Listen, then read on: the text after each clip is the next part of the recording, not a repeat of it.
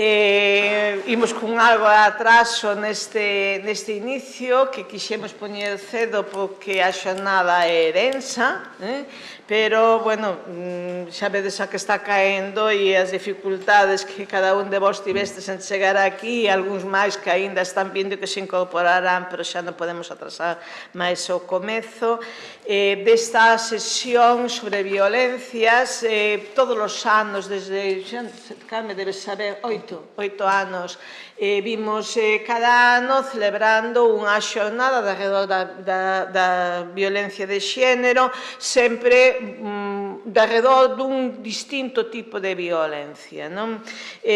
Por iso se chama formas de violencia de xénero, e aí veñen degrañándose ano a ano distintas formas de violencia, neste caso a violencia económica, como reza o título. Para nós esta ten un aquel especial, porque é a primeira dunha colaboración co Consello Galego de Relacións Laborais. Xa tivemos, bueno, algunha colaboración tamén para editar. Teño aquí tamén a guía de violencia de xénero que vou poñer aquí apoiada para que nos presida de alguna maneira, porque, bueno, creo, nos estamos moi satisfeitas desta guía que se fixo, esta especie de manual sobre as violencias que, bueno, na medida do posible nos gustaría que todos nos axudasedes a difundir, como tamén o fai o Consello Galego de Relacións Laborais, non? Entón, decidimos facer esta xornada conxuntamente. Agradezolle a Antía que nos acompañe, e todas as facilidades e toda a colaboración prestada ata o momento. Ela tomará a palabra a continuación. Eu remato xa aquí, porque quería ser moi breve, agradecendo moi especialmente a todas as persoas que decidiron aceptar o noso convite para participar en hoxe no desenvolvemento dunha xornada que esperamos que, ademais de satisfactoria para vos, sexa útil para todas as demais. Moitas gracias. Bo día a todos e a todas tamén. Eu, nesta rolda de agradecementos que corresponde a cada apertura de xornada, por suposto que quero facer agradecemento en sentido inverso ao Consello da Cultura Galega por ter convidado ao Consello Galego de Relacións Laborais, e ademais non tanto a min nesta xornada de apertura, senón aos verdadeiros protagonistas do Consello, que son os axentes sociais, e que terán a oportunidade de afondar na temática elexida con moitísimo acerto polo Consello da Cultura Galega, que é a violencia económica dende un punto de vista máis de mundo laboral en sí mesmo, a través da fenda salarial, que será na que profundicen, como digo, nesa mesa de xentes sociais. Si que sempre que fago estas aperturas me gusta facer unha breve presentación do Consello. Veixo tantas caras coñecidas que case me parece que non vai facer falta, pero, bueno, sabedes que é un órgano de diálogo social que facilita o encontro entre organizacións empresariais e sindicais máis representativas da nosa comunidade autónoma, e si que é verdade que na materia de negociación colectiva temos diferenciada cando se trata de temas de igualdade. Si que creemos que a negociación colectiva é unha ferramenta valiosísima para elo, e por iso contamos cun órgano colexado que é paritario, como todos os órganos do Consello, por tanto integrado de xeito igualitario entre organizacións sindicais e empresariais, e a Comisión Consultiva para a Igualdade na Negociación Colectiva. Son todas persoas expertas na materia con acreditada experiencia profesional, e que creo que as súas aportacións para a xornada de hoxe serán de enorme interese.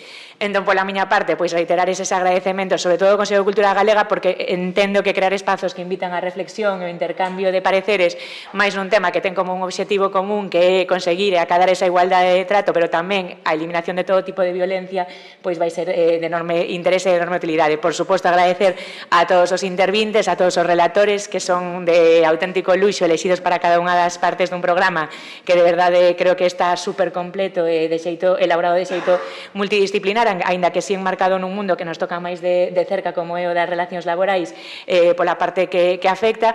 Entón, nese sentido, decir que unha iniciativa como a de hoxe creo que só pode ser ben recibida por todas as persoas, non só que integramos o Consello, senón cada un dende a súa perspectiva profesional que lle é propia. Así que, reiterando todos os agradecementos, poñer o Consello a disposición de todos vos, e agradecer moitísimo ao Consello da Cultura Galega o convite a participar nesta xornada. Gracias. Muchas gracias.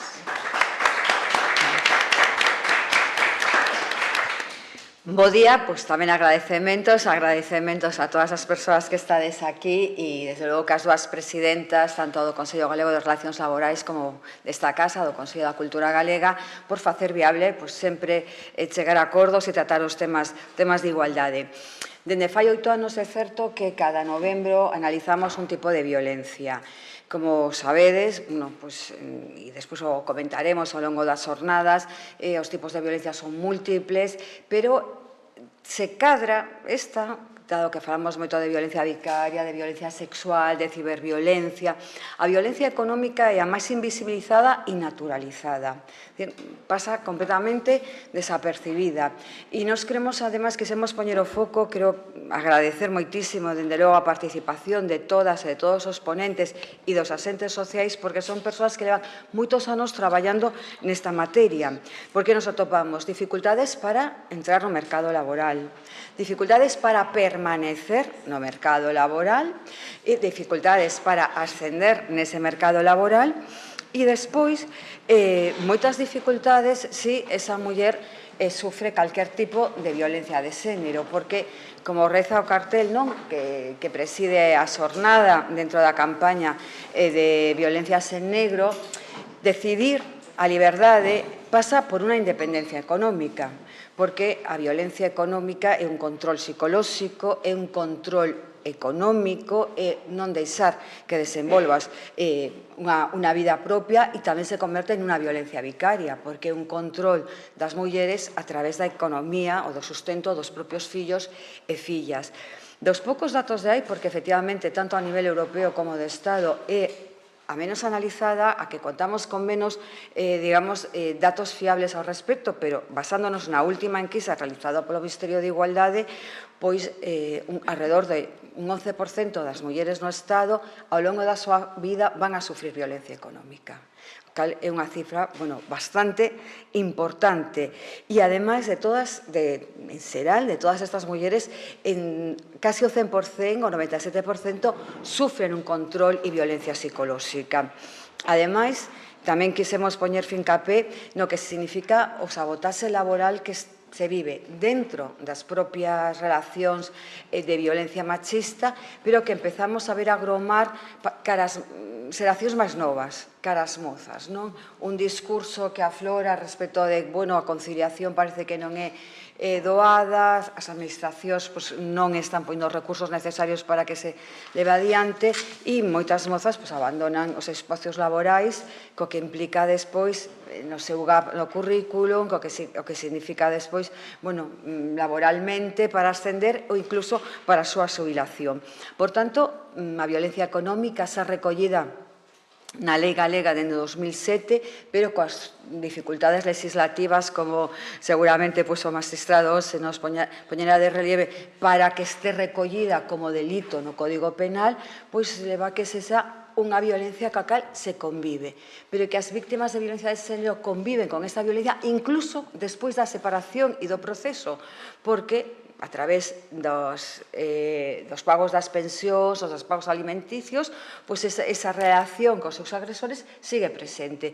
Por lo tanto, creo que é unha xornada moi necesaria, además, unha xornada moi necesaria con moitas variables para os asentes sociais e, sobre todo, tamén para a patronal, porque vemos que hai moitos sesgos ou moitos presuizos para a contratación de mulleres que pasaron por procesos de violencia de xénero e, justamente, revertir esos presuizos e traballar de forma multidimensional este factor, pois pode darnos, para que o Consello e a negociación colectiva e os asentes sociais, que son os que teñen esa capacidade, pois xa sabemos que teñen conciencia, pero sean capaces tamén nos espacios e nesa negociación colectiva introducir todos estes factores. Así que, moitísimas grazas.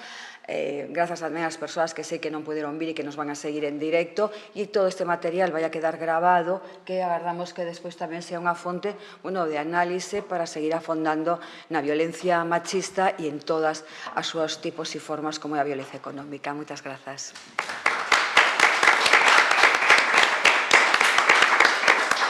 Ben, moitas grazas. Recollo as últimas palabras de Carmen Adán. Non somente retransmitimos en directo vía streaming, senón que, ademais, todas as nosas actividades quedan gravadas ou subidas á web para posteriores visitas no momento que cada un o necesite e cree oportuno. Grábanse tanto as intervencións como os coloquios, quero dicir que debedes ter iso tamén presente. Sen máis, chamame xa Fernando Lousado e a Xina Vega.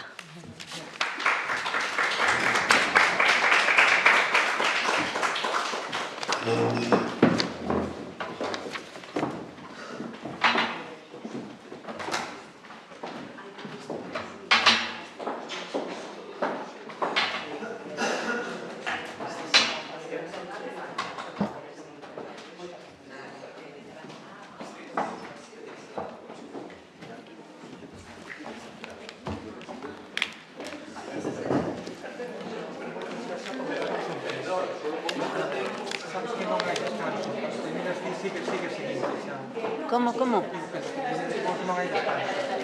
O sea que non hai intervención do público? Sí, pode haber. Pode haber? Sí, claro, pode haber. O único que para que digas que diga ahora un minuto para hacer o cambio da segunda persona. Vale, moi ben. Vale.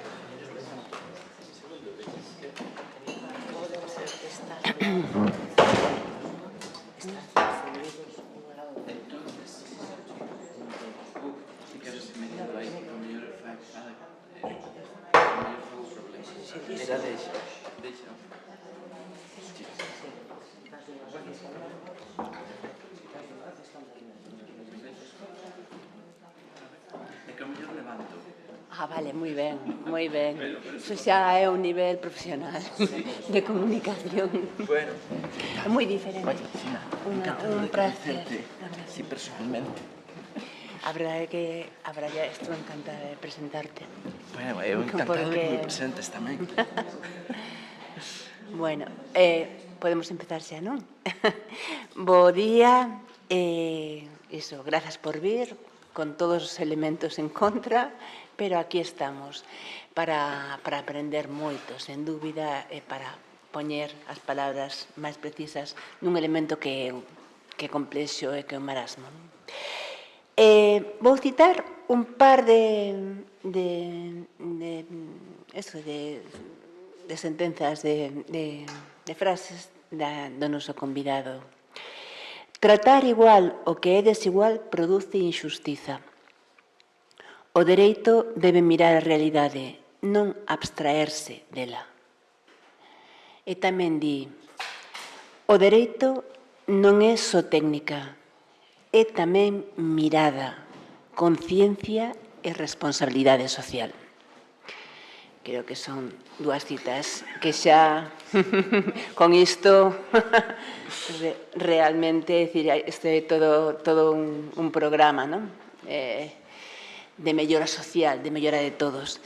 Por suposto, é unha honra presentar hoxe a Fernando Lousado Arochena, magistrado do Tribunal Superior de Xustiza de Galicia, é unha das figuras máis destacadas no ámbito do dereito de igualdade, da non discriminación e da protección social en toda España.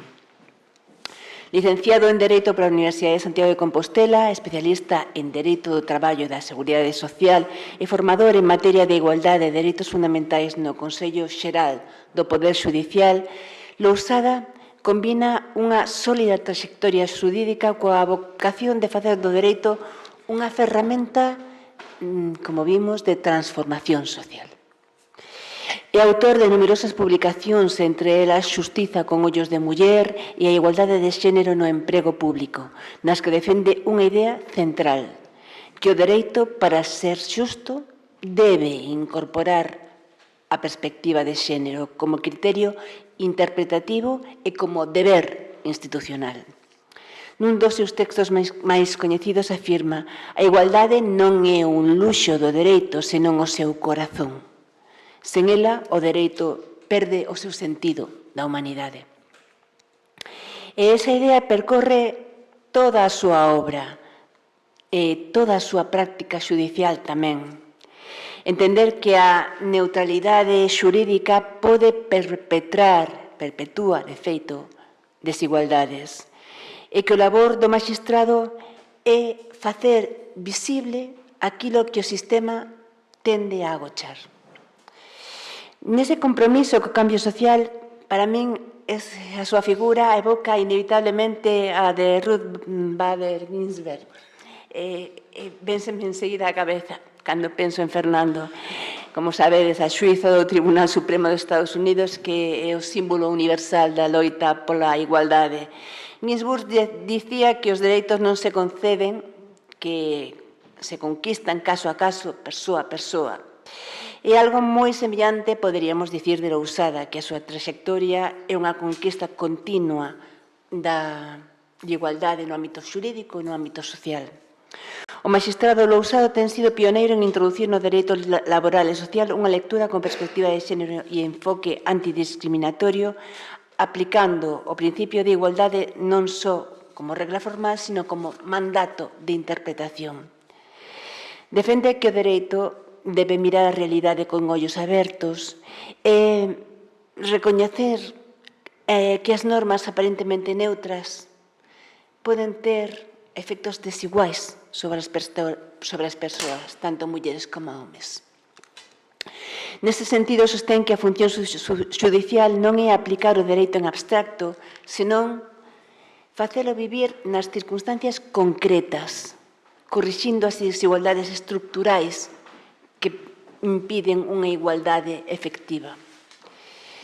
Na súa intervención de hoxe, centrada na violencia económica, Lousada abordará unha das dimensións máis sutís e perigosas da violencia de xénero, aquela que se exerce mediante o control dos recursos, a privación da autonomía económica ou a desigualdade nas condicións laborais e patrimoniais.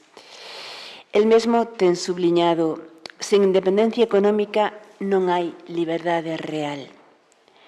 Lembrándonos que a igualdade non se conquista só nos textos legais, senón nas condicións materiais de vida. Por iso, por todo iso, presentar a Fernando Lousado Arochena é presentar a un xurista comprometido ao magistrado que entende o dereito como un instrumento vivo ao servizo da dignidade das persoas. A súa voz é hoxe unha referencia imprescindible para quen cremos que a xustiza non pode ser neutra fronte á desigualdade. Como Ruth Bader Ginsburg, ele encarna a idea de que a igualdade é unha tarefa permanente, un horizonte que debe guiar cada decisión judicial e cada interpretación da norma. Moitas grazas, Fernando, por estar con nós.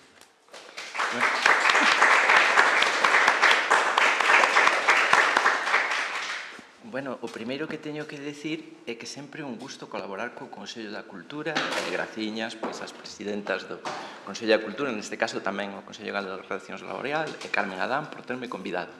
Pero neste caso, ademais, con esta presentación, chamádeme xa cando que irades, moitísimas gracias. Moitísimas grazas por ela. É o que penso, Pois graciñas, graciñas. Bueno, tócame efectivamente hablar de a violencia económica e as desigualdades de xénero. A ver si lle dou ben aquí. Ui. Ai, por Dios. A ver. Sí, pero... Bueno, o primeiro que vou facer é comentar algúns conceptos. Era aí, claro. Non, é igual. O primeiro que vou facer é falar de algúns conceptos que quizás son necesarios porque despois vamos a ir vendo todas as... como van aparecendo, verdad? Violencia económica. Cando falamos de violencia económica estamos falando dunha manifestación agravada, por decirlo así, do que é a discriminación. Toda a violencia de xénero é discriminación, pero caracterízase porque é unha discriminación imposta con medios violentos ou intimidatorios. A discriminación é un termo máis amplo que tamén implica unha desigualdade de trato. A discriminación, en concreto a discriminación retributiva, tamén é ilegal, é contraria á lei. E despois falase ás veces das desigualdades, das fendas, e parece que aí se vai diluindo xa o componente ilícito. Dices, bueno, hai desigualdades, son sistémicas, as mulleres deciden facer as cousas con liberdade. Non é certo. Eso, como ben sabemos, coñécese como patriarcado de consentimento.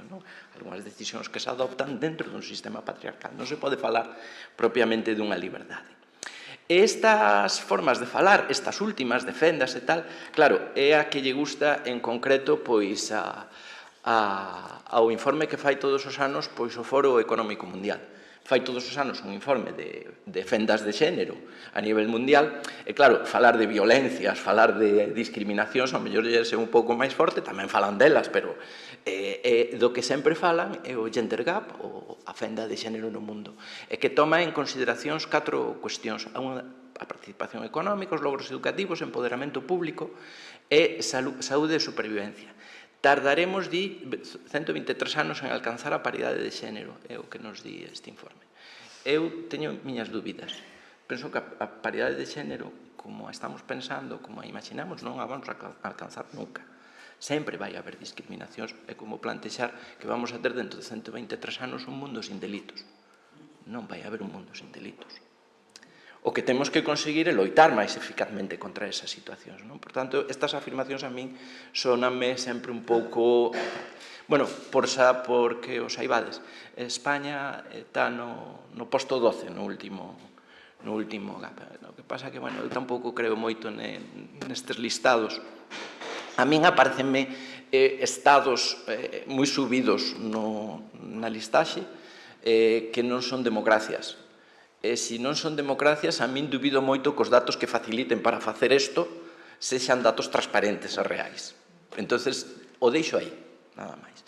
E tamén é verdade que sempre gañan os países nórdicos. Eu tuve unha ocasión de falar fai anos con mulleres feministas suecas e tal, cando entraron precisamente na Unión Europea, tuve unha ocasión de coincidir con elas nunha xuntanza, e lles preguntábamos, bueno, como está? Que va? Hai exactamente a mesma discriminación que no resto do mundo. O que pasa é que temos máis cartos e facemos máis políticas públicas. Os países nórdicos teñen máis cartos e fan máis políticas públicas. Se lle sale, sae a Noruego que lle sale. Pero non é que teñan menos discriminación que os demais. Bueno.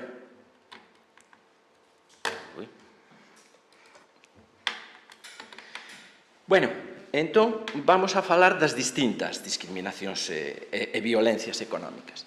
A máis prototípica, a que soe virnos á mente, é a violencia económica na parella ou na esparella. Nese punto en concreto, xa se falaba na presentación, que todavía estamos pendentes de que se recolla nun texto legislativo a nivel do Estado. A nivel galego, efectivamente, a Lei de Violencia de Xénero de Galicia recolle tamén a violencia económica, no seo da parella ou da esparella. Pode ser esta violencia económica durante a relación de parella, limitar a entrada de ingresos para os gastos da familia, controlar os gastos, enganar na administración dos bens da parella, retirar das tarxetas bancarias, prohibirlle o traballo a muller, a sabotaxe económica da que se falaba ao principio, verdad? Rematada a relación de parella, pois no impago de pensións. Non está recollida na legislación, pero sí hai que decir que o Tribunal Supremo, dende o ano 2021, asado penal, ten dito que se entende incluída como unha forma de violencia psicolóxica que se exercita a través do control económico. Co cal salva un pouco pois esta lagoa legal que temos. O Pacto de Estado do ano 2018 di que se ten que recoller nunha reforma da Lei Orgánica de Violencia de Xénero, pero polo momento non está recollida como tal. Eso, dende logo, pois é unha carencia. Máis situacións de violencia, desigualdade e discriminación, o deixo así, logo irei concretando, non? Na familia, pois as mulleres traballan en moitas cousas na familia que non traballamos os homes. Por lo menos en xeral falo.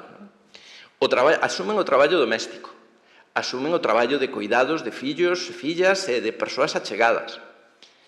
E o traballo de colaboración non remunerada na explotación familiar. É moi típico que nunha explotación familiar que é titularidade do home, que traballe nela gratuitamente é a muller. Isto, pois, xenera unha serie de desigualdades económicas dentro no eido da familia que logo despois vanse a manifestar no momento en que teñamos onde faga unha separación, unha nulidade do matrimonio, un divorcio. Entón, nese caso, é cando nos plantexamos como se compensa isto. Se compensa cunha pensión compensatoria? Pois moitas veces non é así. Tendo en conta, ademais, que pensións compensatorias son bastante, e cada vez se tratan como máis excepcionais nos procesos de familia, verdad? Tense plantexado nos reximes de separación, é verdade que nós aquí en Galicia temos sociedade de gananciales, pero noutros territorios do Estado, como en Cataluña, teñen un régimen de separación, e ali, cando se separan, hai que darlle unha compensación ás mulleres polo traballo en familia. E nesto tamén o Tribunal Supremo ten aplicado últimamente a perspectiva de xénero, porque nun primer momento decía, se a muller traballa fora da casa xa non vai ter dereito a esta compensación, claro, pero traballas fora da casa normalmente con un salario e con unhas retribucións moitos menores ás do home, e ao mesmo tempo facendo a doble xornada. Entón, o Tribunal Supremo xa dende fai algúns anos, aplicando a perspectiva de xénero, ten dito, non, tamén hai que darlle, neste caso, pois, a compensación.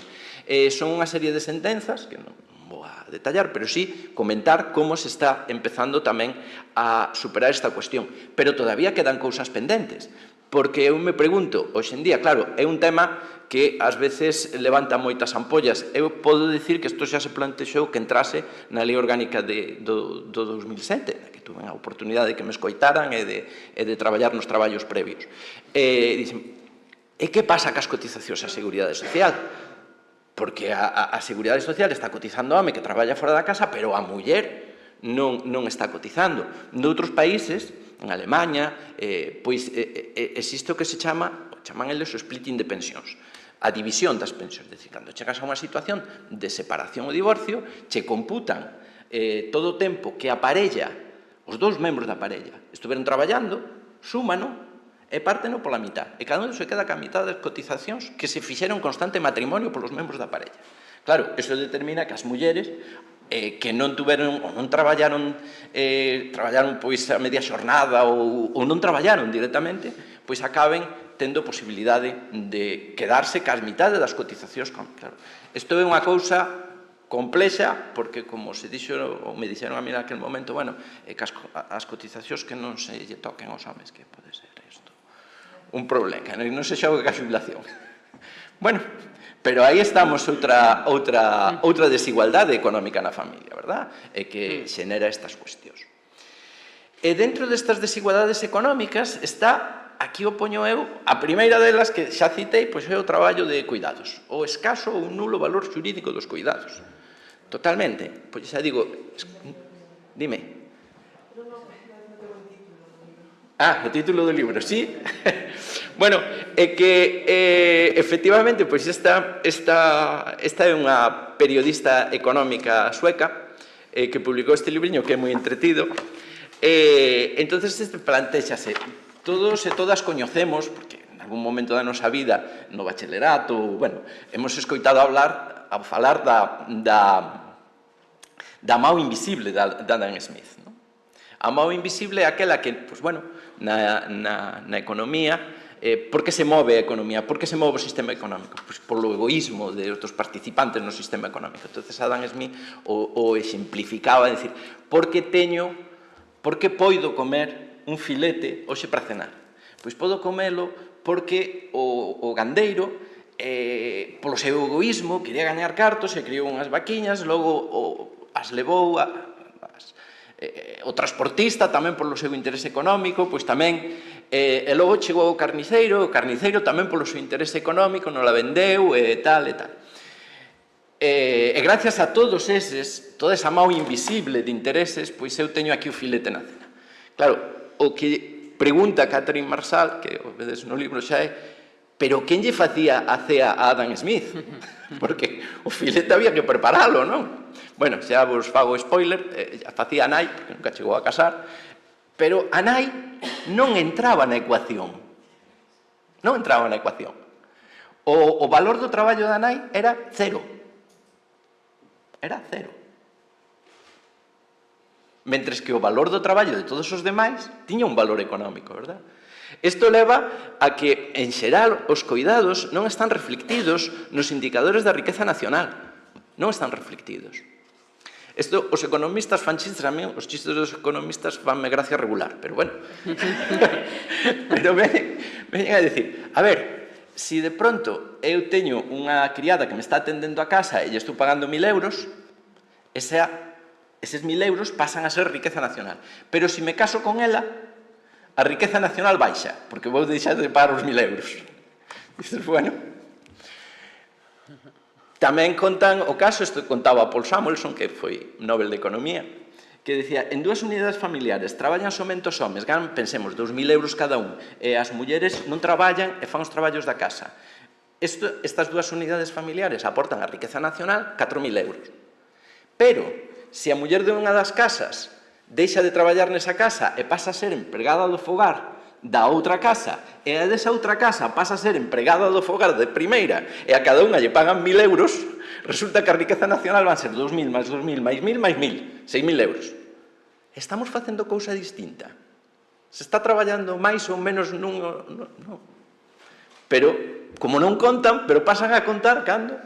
En fin, son este tipo de cousas. Por eso, en Beijing, a Carta Reunión Mundial de Mulleres de Beijing establecía que para estas cousas era convinte facer unha conta satélite da economía. É dicir, que ao lado do Produto Nacional Bruto e todos estes indicadores de riqueza nacional, houbera unha conta satélite na que se verificase cal é o valor dos cuidados, o valor do traballo das mulleres.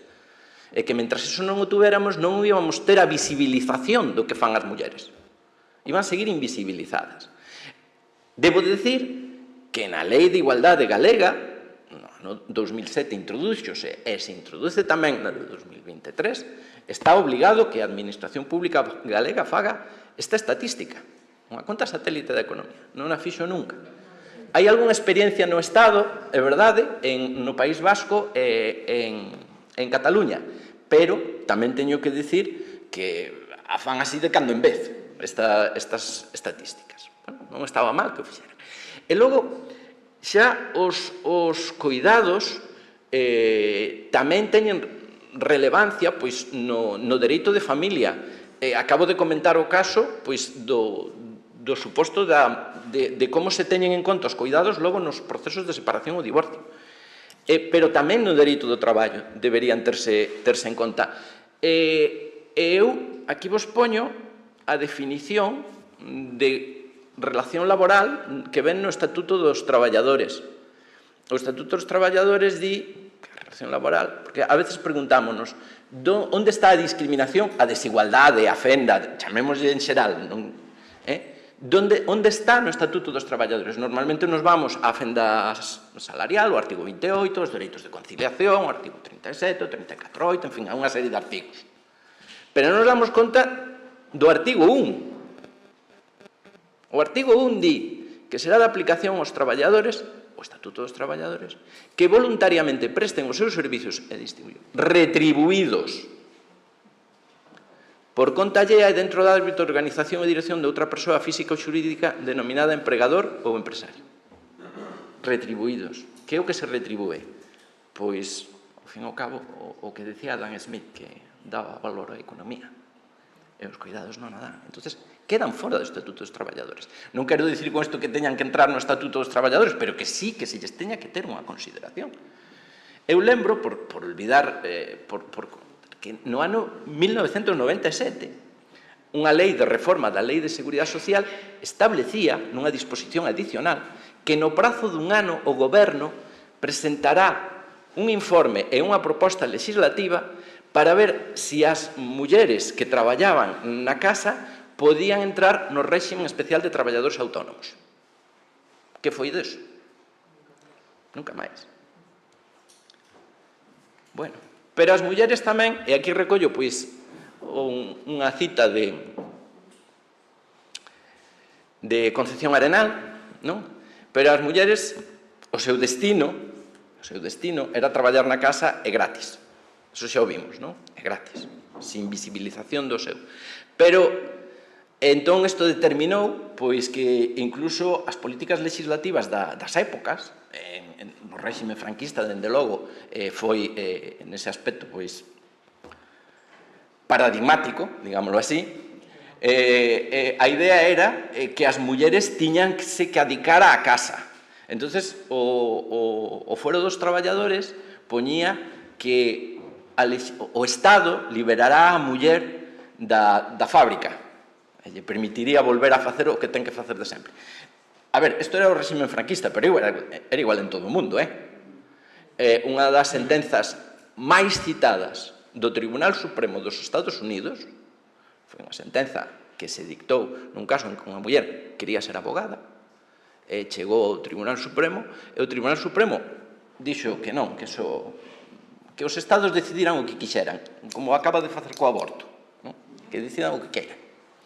Pero, ademais, había un voto particular, e o voto particular decía, non, é que eso non pode ser porque a lei do creador é que as mulleres sexan esposas e nais. Claro, ese era o destino. Eso estamos falando de Estados Unidos, non estamos falando por tanto, digo que o réxime franquista era o que era, pero non tampouco era tan separado do que se pensaba no resto do mundo respecto a este tema. E ese voto particular é o fragmento da xurisprudencia do Tribunal Supremo de Estados Unidos máis citado en toda a súa xurisprudencia. Ata que chegou Ginsburg, precisamente, e conseguiu que cambiaran esa doutrina. Pero hasta entonces, cada vez que unha muller pedía, eu que sei, dereito de voto, dereito a ser membro dun xurado, dereito a ser testemunha nun testamento, pois se lle decía o que decía este señor, a función, a lei do creador, e o que di. Pero claro, o que decía Concepción Arenal, con toda a razón, é que, bueno, eso está moi ben na teoría. Moi ben non está, non? Pero quero decir, eso é na teoría. Na práctica, as mulleres teñen que salir a traballar igual, porque ou teñen que cuidar dos pais, os pais non poden traballar, ou quedan viúvas, ou o marido desaparece en combate e teñen que levar adiante os seus fillos, ou son nais solteiras, en fin, todas as circunstancias, ao final, a muller traballa. E cando chega ao traballo, que se topa? Falando do século XIX e de ben entrado o século XX. Pois se topa primeiro co que se chamaban as dobles escalas salariais. E que aquí os economistas clásicos, e Adam Smith tamén, pois o famoso libro este da riqueza das nacións, donde falaba da mão invisible e tal, xustificaba que as mulleres tiñan que ganar menos que os homes, ollo, vou a recalcalo, polo mesmo traballo. Así, tal cual. Polo mesmo traballo. Por qué? Porque non teñen tanta capacidade para traballar, entonces hailles que pagar menos, non teñen a forza dos homes. A ver, cando as mulleres traballan, aquí incluso recolle a opinión de algúns autores que dicen, a ver, as mulleres cando traballan, non vou a dicirlo, non o di exactamente así, pero o interpreto, por vicio. Porque se queren pagar unha cousiña, quen nas mantén é o marido, o pai. Pero se queren pagar unha cousiña, mentras que os homes traballan para soster a familia. Por lo tanto, a muller para vicios, lle pagamos a mitade. Ese lles chamaba as mulleres e os menores medias forzas. Ese lles pagaba exactamente a mitade. A mitade. É dicir, ti vías, isto estuveron vixentes as dobles escalas salariais, que vos parecerá que non, hasta entrados os anos 80 en España. É dicir, nun estudio que se fixo nos 80 e pouco, había 150 convenios colectivos, reglamentacións de traballos ou ordenanzas laborais que establecían dobles escalas salariais. E volvo a insistir, a doble escala salarial é operario, homes, 100, mulleres, 50. Eso é a doble escala salarial. O mesmo traballo, e viña así no convenio colectivo. O sea que non están tan lonxe do tempo. Non están tan lonxe no tempo. Xornadas esgotadoras e mal pagadas. É o que se coñece como sweet system, que é o traballo do sudor. É un traballo feminizado. Normalmente, o sweet system era o traballo no fogar. As mulleres levaban traballo para casa e traballaban na casa. E as empresas lles pagaban pouco, elas, polo tanto, tiñan que traballar moito para que lles cundira a traballar. Entón, estaban facendo, aínda fai pouco, se plantexou, porque se hai unha prensa, en Valencia, pois hai unha industria do calzado moi importante, verdade? E se trataba de mulleres que habían traballado no seu domicilio, que non lles habían cotizado por elas a Seguridade Social e que estaban, pois, no seu momento, eles dicen, traballamos moito máis horas que os homes, pero ao final nos pagaban menos e encima non nos daban de alta na Seguridade Social. O sea que tampouco está tan alexado no tempo o subsisten. O subsisten tamén hai quen di ollo co teletraballo. O teletraballo pode ser unha cousa boa ben aplicada. Pero a ver se vamos a caer novamente nestes sistemas de traballo extenuante. Os traballos penosos, tóxicos e perigosos.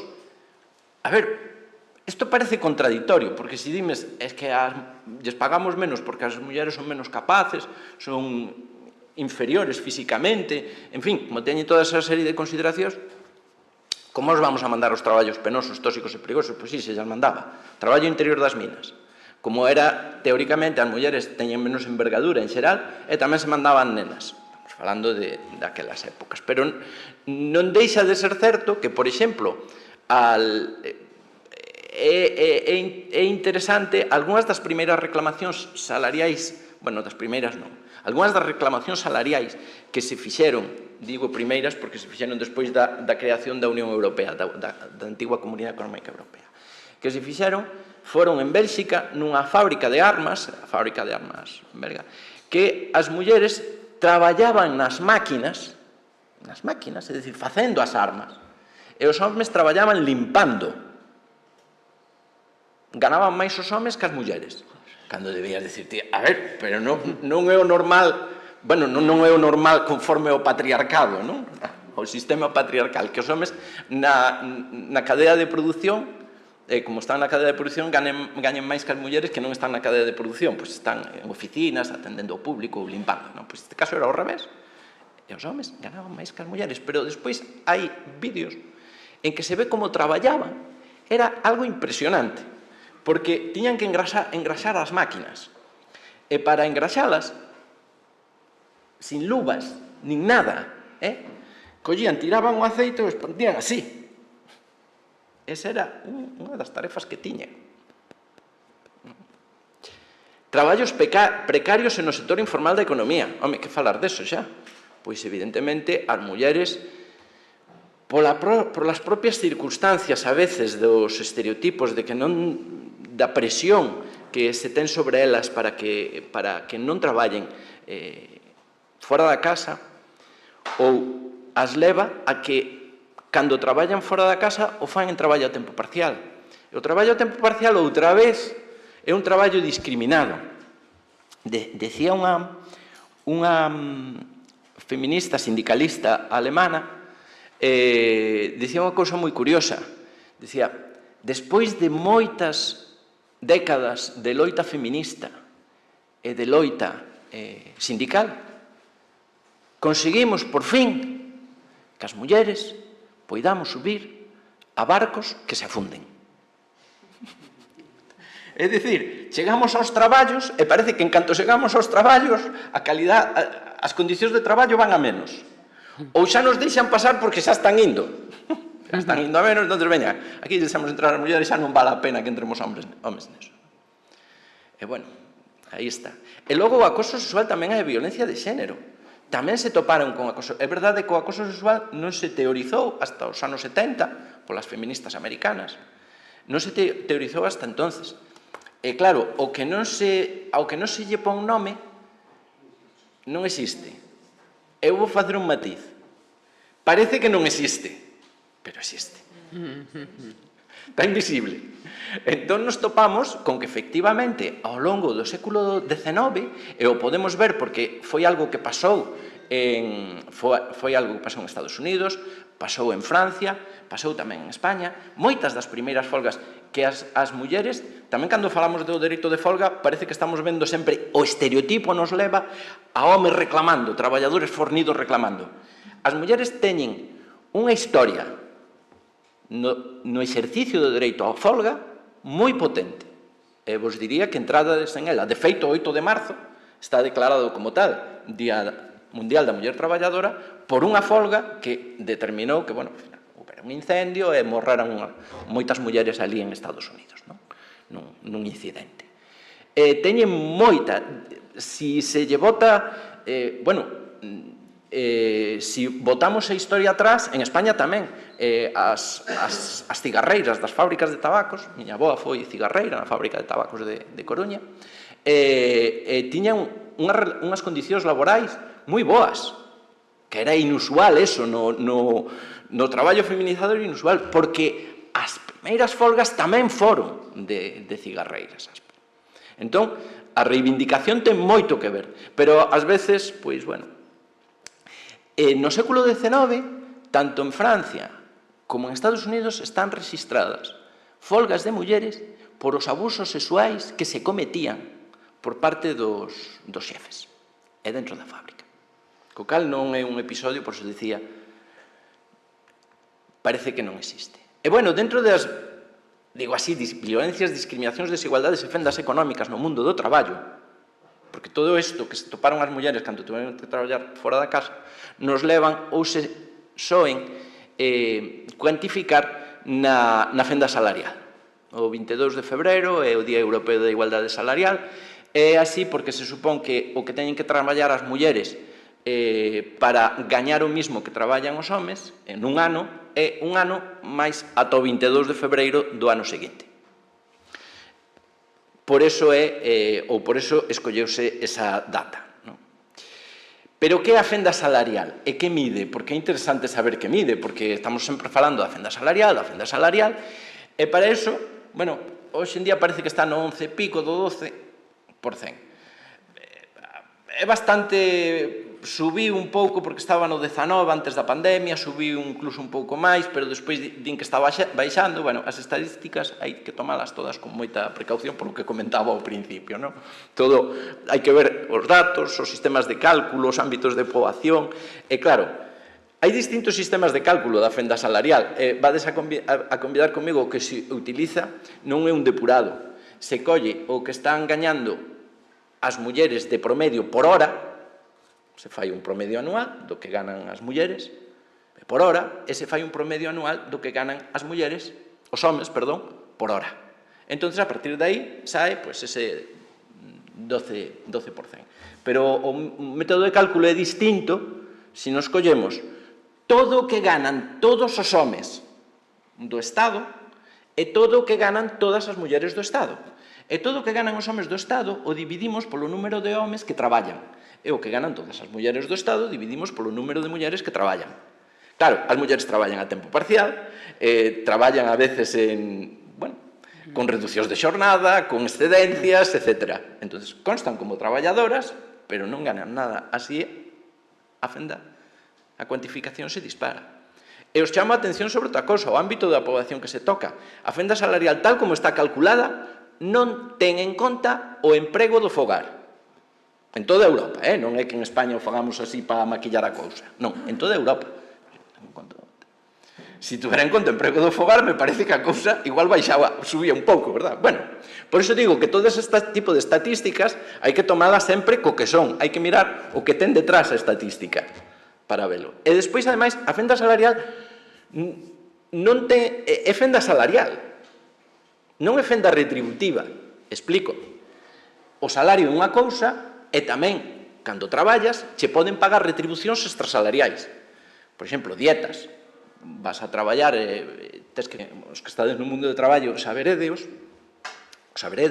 é que se lle preguntou ao Tribunal de Xusticia da Unión Europea en relación ás dietas que cobraban os pilotos e as azafatas de voo.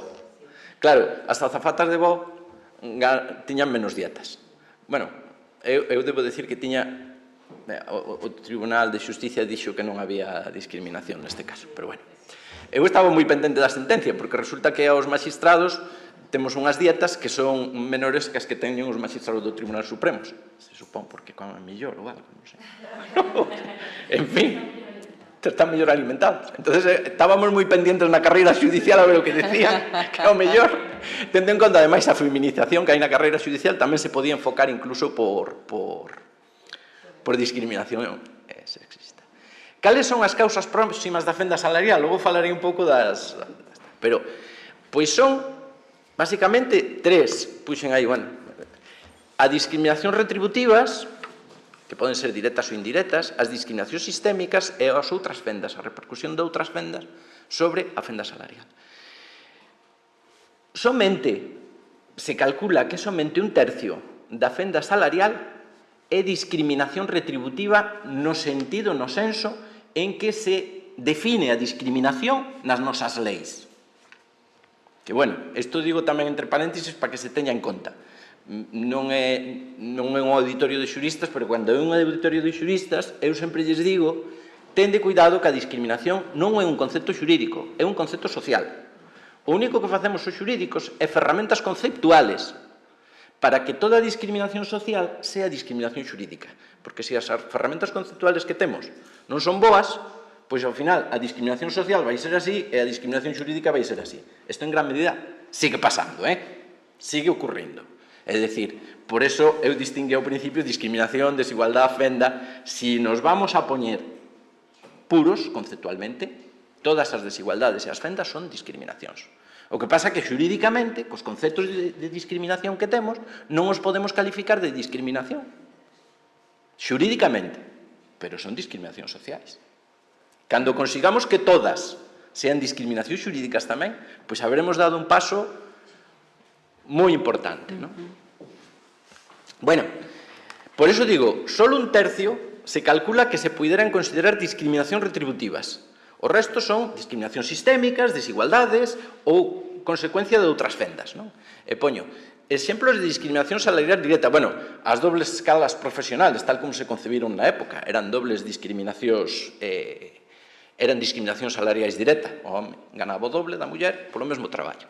Pero hai moitos outros exemplos. Eu collen aquí uns tomados da OIT, e algúns casos tamén díronse en España, na xurisprudencia ou en convenios colectivos, e poderíamos falar deles. Por exemplo, se poñen nomes diferentes á categoría profesional, pero están facendo o mesmo traballo. É dicir, seguimos falando do mesmo traballo. Pero como nos zafamos de aplicar isto? Pois poñéndolle nomes diferentes a cada traballo. Entonces se pon a titulación profesional do traballador é comercial, a de muller asistente de ventas. Pois xa está.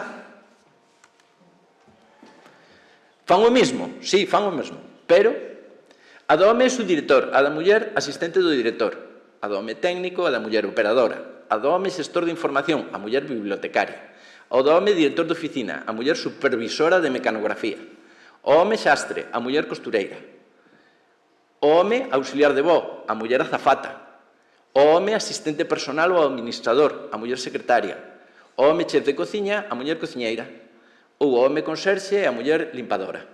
Podería poñervos algún caso en que efectivamente isto aplicouse en España. De feito, do último, xa poñer somente o último, a primeira sentenza que editou o Tribunal Constitucional no ano 1992 foi no Hospital Gregorio Marañón de Madrid, pois considerouse que as limpadoras estaban facendo o traballo de igual valor. Eu penso que estaban facendo realmente xa casi o mesmo traballo, non? Pero, deixémolo aí, que os peóns. Entonces considerou que había, nestes casos, discriminación. Exemplos de discriminación indirecta. Cando dúas categorías profesionales, unha masculinizada ten unha mellor paga e outra feminizada ten unha paga menor. A ver, xefaturas de recursos humanos ou de asuntos sociais, feminizado, frente a xefaturas técnicas, masculinizado. As mulleres tenderon a entrar, isto coñécese como tokenismo, cando se di, bueno, as mulleres teñen, vamos a deixar que as mulleres entren. Bueno, vulgo muller floreiro, digámoslo así, non? Pero tamén pode ser que lle dean responsabilidades, non sea só muller floreiro. Entón, veña, hai que nombrar ministras, asuntos sociais, igualdade, bueno, verdade? Parece que eso xa está campo feminizado. Nas empresas o mismo, recursos humanos, que as mulleres teñen mellor mao para isto de levar os temas. Pero as técnicas, que son as que cobran, farmacéuticos feminizado frente a veterinarios masculinizado. Isto pasa aquí, en Galicia. Tendes que ver o convenio colectivo, o nivel salarial que teñen os veterinarios e o nivel salarial que teñen os farmacéuticos. Claro, por que se justifica esa diferencia? Porque os veterinarios están máis sindicalizados. Os veterinarios estaban todos contratados como autónomos no seu momento, reclamaron todos eles a través dos sindicatos, e o que determinou que, ao ter esa conflictividade, conseguiron melloras salariais. As mulleres, as farmacéuticas, quedaron aí. Non só pasa en Galicia, eu teño detectado que tamén pasa en Andalucía, en outras comunidades autónomas tamén pasa esta circunstancia.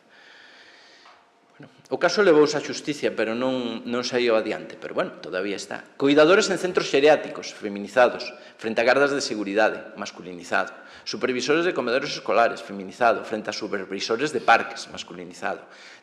Son exemplos da OIT, son xenéricos, ao mellor topamos algún en España ou en Galicia, ao mellor. Traballadores sociais, feminizado, frente a outros empregados públicos, masculinizado. Limpadoras, feminizado, frente a peóns, masculinizado, o caso da sentencia do Tribunal Constitucional. Bibliotecarios, feminizado, frente a vertedoiros, masculinizado. Auxiliares de voo, feminizado, frente a mecánicos, masculinizado. Auxiliares contables, feminizado, frente a auxiliares de reparto, masculinizado, en fin. De todos os xeitos, estas asimilacións que fai a OIT, teño que engadir outra cousa máis, que é importante facelo, que vai do seguinte, que xa nos pasamos o seguinte, as discriminacións sistémicas. As discriminacións sistémicas son unha parte da fenda salarial, unha fenda importante. Hai traballos feminizados e traballos masculinizados. Os traballos feminizados van a menos, os masculinizados máis. Por que? Normalmente porque hai máis reclamacións. Que obedece a máis reclamacións. Fixose un estudio fai anos en Estados Unidos desta xente que sae destas grandes universidades, claro, saen pisando en firme. Chega a súa primeira entrevista de traballo, van a contratar a un destes de Harvard ou a destas de tal. Entón, nesta primeira entrevista de traballo, verifícase que o 10% das mulleres poñen encima da mesa o tema salarial. É dicir, vale, ti me queres contratar, eu son de Harvard ou tal, tesme que pagar máis. Mais do 50% dos homes o facían, as mulleres o 12%. Entón, claro, determina que os traballos feminizados afúndense, como decía a sindicalista alemana, afúndense. E feminizar os traballos masculinizados é a solución? Malas noticias, non é a solución. É verdade que cando se masculinizan traballos feminizados, sí se produce ese efecto. Efecto de mellora das condicións laborais. Pero cando se feminizan traballos masculinizados, polo pronto, é verdade que se hai un número importante cando se feminiza, polo pronto, o que acaba ocurrindo é que siguen indo a menos. Empezan a ir a menos. O afundimento do barco. Por lo tanto, non é a solución. E con isto quería facer unha reflexión. Non hai traballos femeninos por natureza e traballos masculinos por natureza. Eso quero facer esta reflexión. Todo é cultural.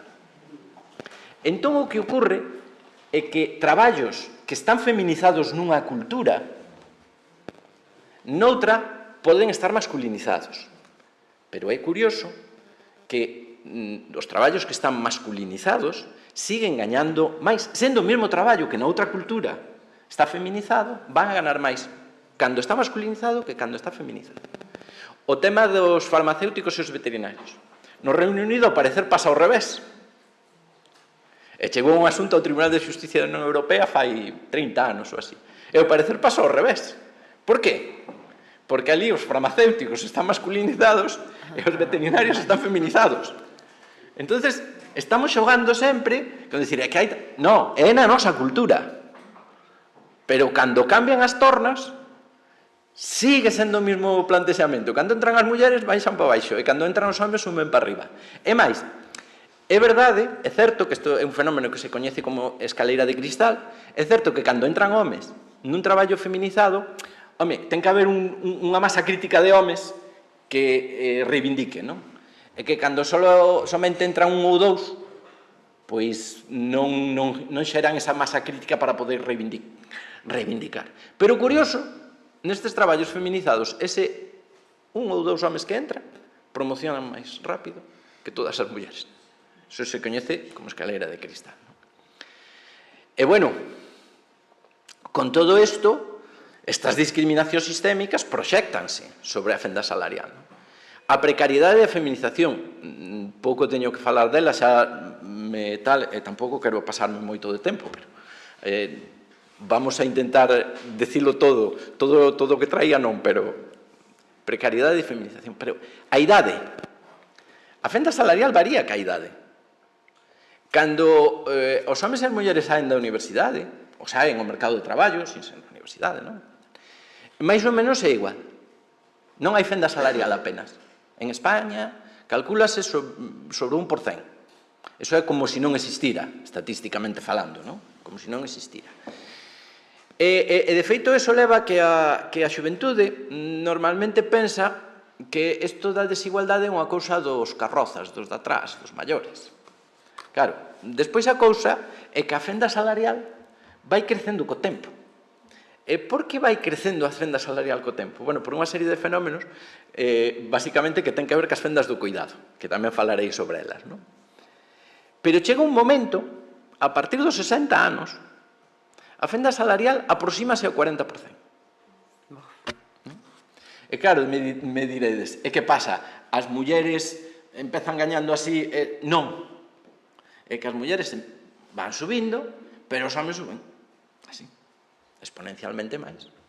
Entonces, a fenda salarial, máis de 60 anos e máis de 65,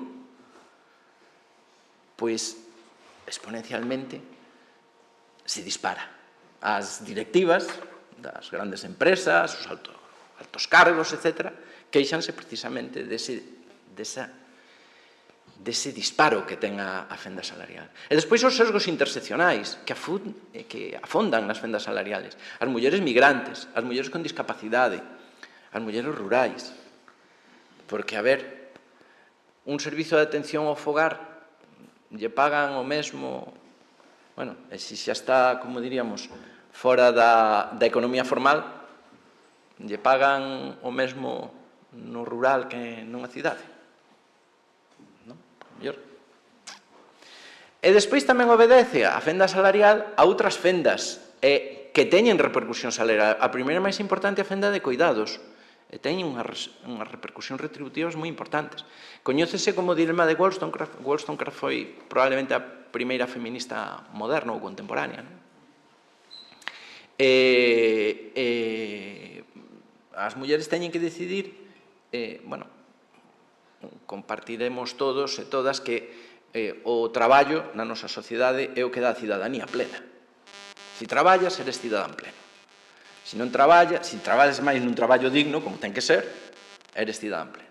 Se traballas en precarios, ou non traballas, ou eres desempregado, pois eres un cidadán de segunda. E ademais a xente o percibe así, non é que o, digamos, o autopercibe así. Pois, bueno, as mulleres teñen que decidir se queren traballar ou ser nais,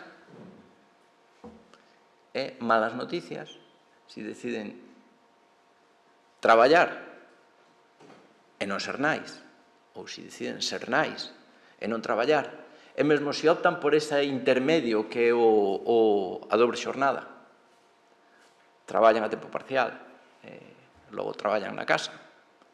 En todas esas opcións estáse consolidando o statu quo. En todas elas. O statu quo patriarcal. É dicir, a muller na casa para cuidar o marido e os fillos. E, no caso de que non se quede, pois, na casa, renuncia a iso. Claro. Isto, como non cambiemos, pois o dilema de Wollstonecraft vai se seguir plantexando. Non o fixo Wollstonecraft, iso foi unha feminista posterior dos anos 90, que lle puxo o nome de Wollstonecraft por ser unha das primeiras feministas. O muro maternal. As mulleres tópanse con ese problema, mentras están na época en que poden ter fillos, pois as carreiras, eu escoitelle polo menos a un par de catedráticas de Dereito do Traballo que precisamente tuveron que cambiar de universidade porque na que estaban, o catedrático decía, no, vas a ter fillos, e se tes fillos logo, eu estou aquí formándote, estás gastando recursos para formarte, pero logo vas a ter fillos e vas a deixar de... Eso pasou, o sea, non é... As carreiras discontinuas, que son moi típicas das... Por eso a cuestión, que non dá tempo a falar de todo, claro, pero eso tamén son... O traballo a tempo parcial. O traballo a tempo parcial, pois hai a idea de que a hora traballada a tempo parcial tense que pagar menos que a hora traballada a tempo completo. É unha idea prexuiciosa, decir, porque o traballador a tempo parcial, traballadora, diría eu, casi un 75 ou 80%, oscilan entre o 70 e o 80% as mulleres no traballo a tempo parcial. Pois, dicen, non está tan comprometida que a empresa, por eso traballa a tempo parcial, non demostra as súas calidades, en fin. A villa que gotea, esta é tamén un fenómeno que se veu moito nas carreiras universitarias, pero que en xeral se ve. Deixas de bueno, porque tes fillos, e nese momento pois tes que atender aos fillos, eso determina que deixas de facer estancias no estranxeiro, deixas de publicar, deixas de acudir a congresos, bla, bla, bla, bla, bla, bla. E cando chegan os 50, que é cando ascendes a catedrático ou catedrática, pois tes menos méritos. Esa é a villa que gotea. As fendas de acceso e de promoción profesional. A ver, siguen existindo esas fendas, non? Temos todavía unhas relacións laborais en que hai teitos de cristal, en que hai chás pegañentos, en que hai paredes de cemento, non vou explicar o que son, que en todo caso creo que os sabedes ben, non? E mesmo, aquí sempre me gusta poñer un exemplo, porque na época franquista había unha serie de prohibicións de traballos para as mulleres. Se lles prohibía ser, por exemplo, xuízas. Pero había máis prohibicións, non? E algunhas realmente curiosas, como o traballo interior, bueno, esa non era máis típica, diríamos, traballo no interior das minas, non se lles permitía ás mulleres, isto estaba avalado por convenios da OIT, non pensedes que era, volvo a insistir, só cosa de España, isto era moi generalizado, non? En todo o mundo. O curioso deste decreto é que establecía cal era a causa da prohibición. Entonces a causa da prohibición decía a debilidade física das mulleres. Non poden traballar no interior das mínimas por a debilidade física das mulleres. E despois, tiñan, por exemplo, non poden traballar en pompas fúnebres pola fragilidade da mentalidade femenina. Claro, ver mortos, ao mellor, vos afectaba, non? Era a mesma explicación que se daba para que non pudieran ser xuízas. Porque, claro, tiñan que instruir, ao menos tiñan que levantar un cadáver, e, claro, as mulleres isto do levantamento do cadáver, pues, era a mesma explicación que se daba, para que non pudieran ser xuízas. E despois unha que a mí sempre me fascinou, o traballo nocturno. Se lles prohibía, basicamente, polo risco de agresións sexuais e polo risco de prostitución. As mulleres parece que cando saídes de noite pois ven por aí un señor e vos incita a prostitución ou xa vos sodes dadas a ele, non? E así é como viña no propio decreto. É un decreto que se derrogou no ano 1995, non pensedes que se derrogou antes antonte, se derrogou no ano 1995. E curiosamente, estudios que se teñen feito verifican que os traballos en donde estaba prohibido traballar as mulleres siguen estando masculinizados. Pompas fúnebres, por exemplo, saquei a colación, pompas fúnebres, casi o 100% do persoal de pompas fúnebres é masculino. A gas, as maquilladoras. Bueno, que é unha cousa máis femenina, pero claro, esos son o 4 ou 5% do traballo do persoal que hai. Entonces, derróganse as prohibicións, pero os prexuízos se manteñen. E manterse os prexuízos, pois aí temos estas fendas de acceso e de promoción profesional. Siguen existindo. A fenda da prevención, pois a saúde laboral non está pensada en perspectiva de xénero. E como non está pensada en perspectiva de xénero, nos vamos a encontrar pois con esta... O vou simplificar tamén, porque isto que os estou contando non vos cito sentencias nin cousas así, pero a maior parte das cousas que vos estou dicindo son sentenzas que se ditaron no seu momento. Pois este obedecía a que as administracións públicas, por o risco de licencia durante a lactancia natural, non tiñan especificado cales eran os riscos de cada posto de traballo. Entonces, simplemente, bueno, pois nas evaluacións dos riscos que hai en todas as empresas, empregadores públicos e privados teñen que tela, pois se poñía, isto ten risco para a lactancia natural? Sí? Non? Non. Ela, xa estaba avaliado o risco. Claro, cando unha muller pedía, pois nos Sergas, o risco durante a lactancia natural, o que dixo o Tribunal Supremo, maldito, foi, ten que probar que hai risco. Bueno, aquí plantexamos precisamente unha pregunta ao Tribunal de Xusticia da Unión Europea e lle preguntamos, pero bueno, quen ten que avaliar os riscos laborais? O traballador? Non, é a empresa. Si non, todo o sistema de prevención dos riscos.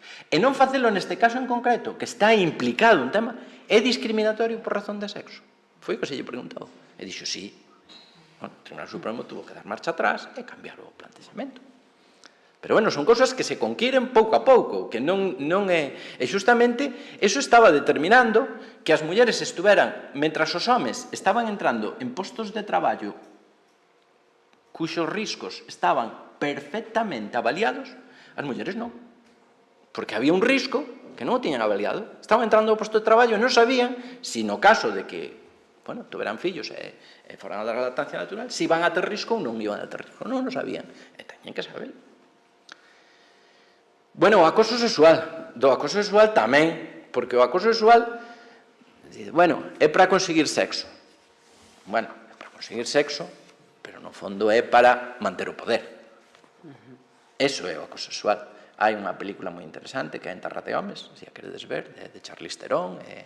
É interesante porque conta o primeiro caso de acoso sexual que se produxo en Estados Unidos como colectivo. Había casos individuais, pero eles teñen unhas accións colectivas en que demandan, non só é o que a persoa que demanda, sino que demanda en nome de todo un colectivo. E entón, aí que ocurría?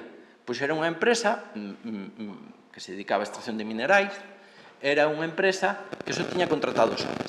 Entón, puxeron unha demanda pola Lei de Dereitos Civis que teñen ali, e por mor desa demanda, tuveron que contratar mulleres. Bueno, entón, contrataron mulleres, pero cando entraron na fábrica, os homes utilizaban o acoso sexual para manter as mulleres nas posicións máis precarias, nos traballos peores e peor remunerados. Entón, funcionaba dese xeito.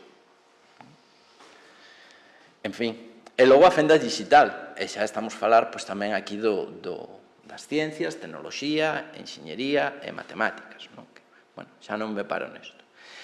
E todas estas violencias, mirade que estuve falando, tentei non meterme de todo en todas elas, porque as ponencias de despois van a ir precisamente sobre a fenda salarial, van a ir tamén sobre a violencia económica nas relacións de parella e esparella, e van a tratar tamén o tema todo das desigualdades no eido laboral. Entón, bueno, procurei dar ideas de cada unha destas manifestacións. Pero estas manifestacións, a súa vez, xeneran novas violencias e discriminacións, todas elas. É dicir, estamos falando sempre dun sistema, o patriarcado. E todo ese vaise retroalimentando unhas cousas cas outras. Entón, claro, fenda violencias e discriminacións económicas derivadas anteriores, pois, básicamente, así xa nos salta a vista a fenda pensional. Claro. Tes poucos salarios, tes poucas cotizacións, acabas tendo. Como?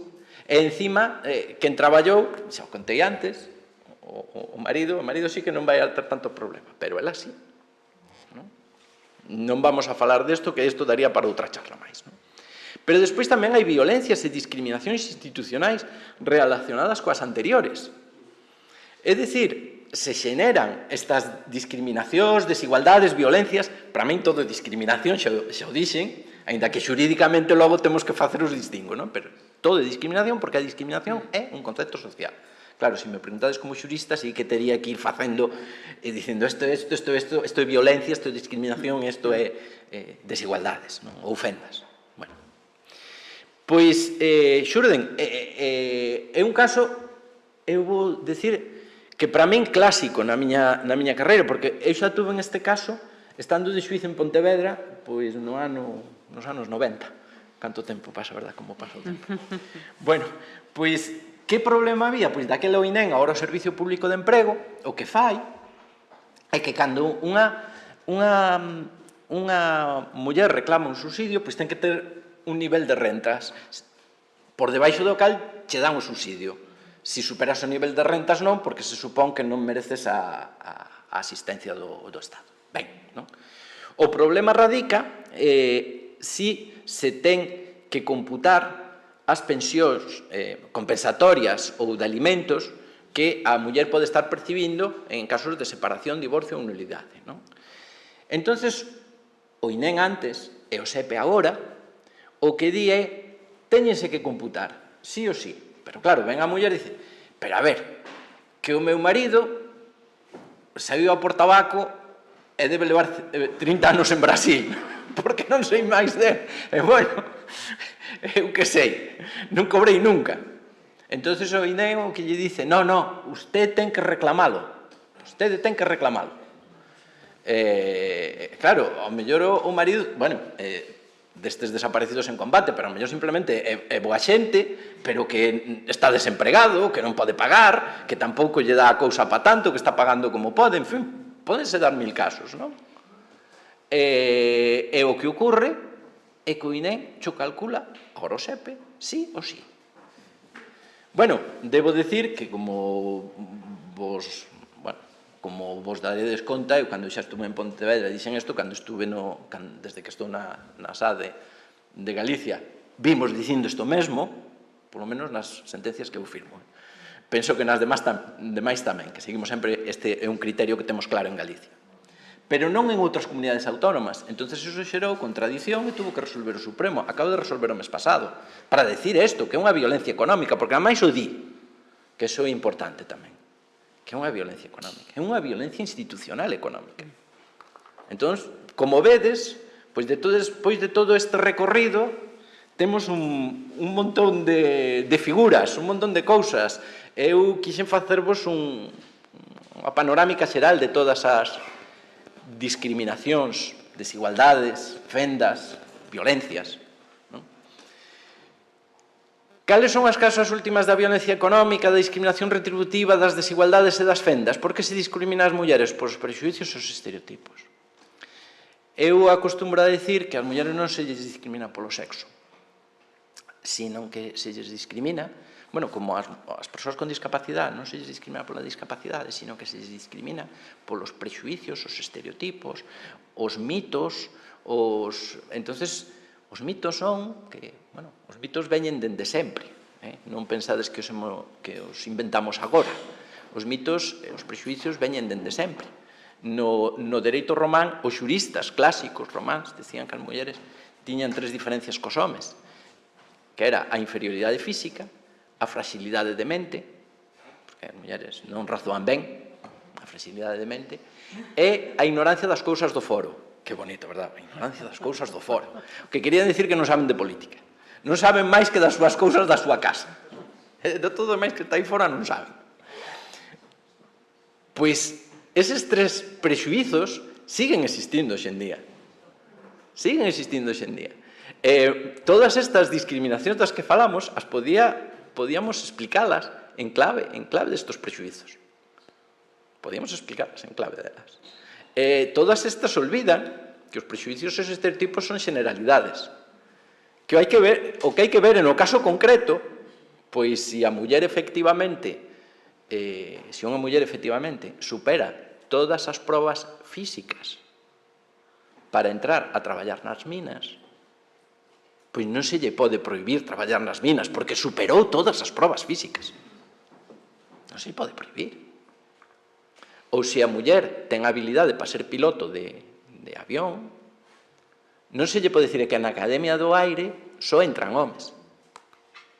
tuvo que resolverse judicialmente. O caso que moitas destas cousas chegan tarde para a persoa que reclama. De feito, esta pilota, pois cando lle deu a razón o Tribunal Constitucional, que tarda moitísimo en resolver, antes ten que pasar por todos os tribunales, a muller xa tiña máis de 21 anos e na Academia do Aire non se podía pasar por máis de 21 anos. Creo que agora se dedica a dar clases de voo. Bueno, dedicouse a outra cousa, pero como hobby dá clases de voo. Leín fai pouco unha entrevista que lle facían a esta señora. A resposta xurídica, e de resposta xurídica sí que xa me vou ir calando, porque a resposta xurídica, pero si vou a dicir catro ideas moi xerais, logo se baixará. A resposta xurídica a todos os niveles. Temos cousas de Nacións Unidas, da OIT, da Unión Europea, da Constitución Española, das leis de igualdade, tanto a estatal como a autonómica, tanto a de igualdade como a de violencia, e tamén no Estatuto dos Traballadores. Temos nestes momentos unha fenomenal masa legislativa, con carencias. Con carencias. A carencia máis importante xa vos la dixen, que todavía, cos conceptos que veñen nestas leis, todavía non toda a discriminación social é discriminación xurídica, por tanto hai carencias. Nesto se mellorou moito, sin máis. Un exemplo, a Convención para a eliminación de todas as formas de discriminación contra a muller do ano 1979,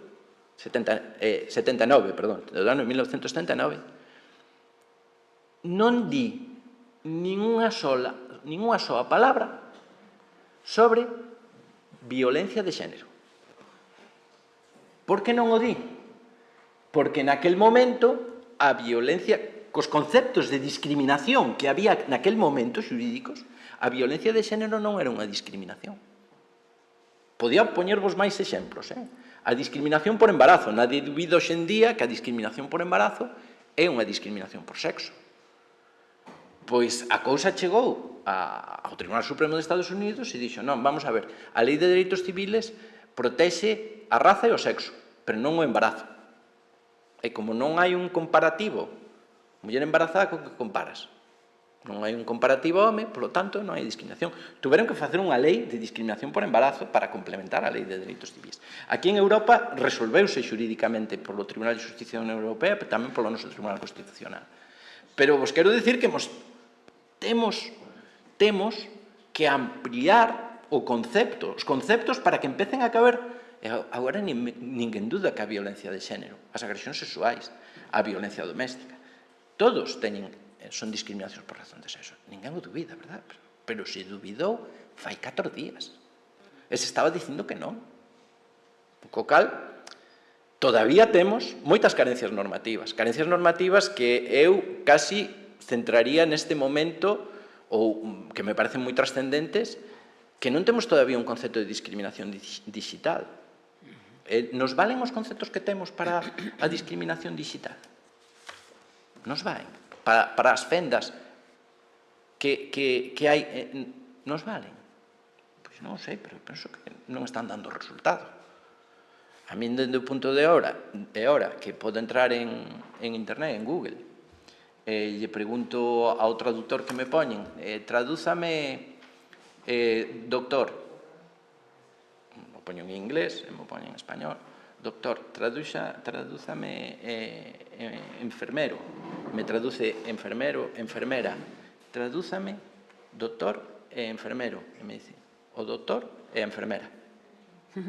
Ou desde o momento que estes asistentes nos falan con voces femeninas, eso non son sesgos. Non. Hai un informe da UNESCO do ano 2019 que podes descargar pola red, que simplemente se titula en inglés me sonroxaría si puidera, porque se lles preguntou a estes traductores, se lles fixo unha entrada dicindolles, eres unha puta. Entonces, que contestaron os asistentes virtuais estos? Pois aparecer Alexa, de Google, contestou isto, me sonroxaría si puidera. Claro, non pode que é unha máquina. Pero que tipo de resposta é esta? Que a están insultando. E bueno, como eso, lede o informe que non vos paro moito máis. Entón, esas carencias normativas. E unha carencia normativa moi importante é a interseccionalidade. A interseccionalidade todavía non está na nosa legislación como ten que estar.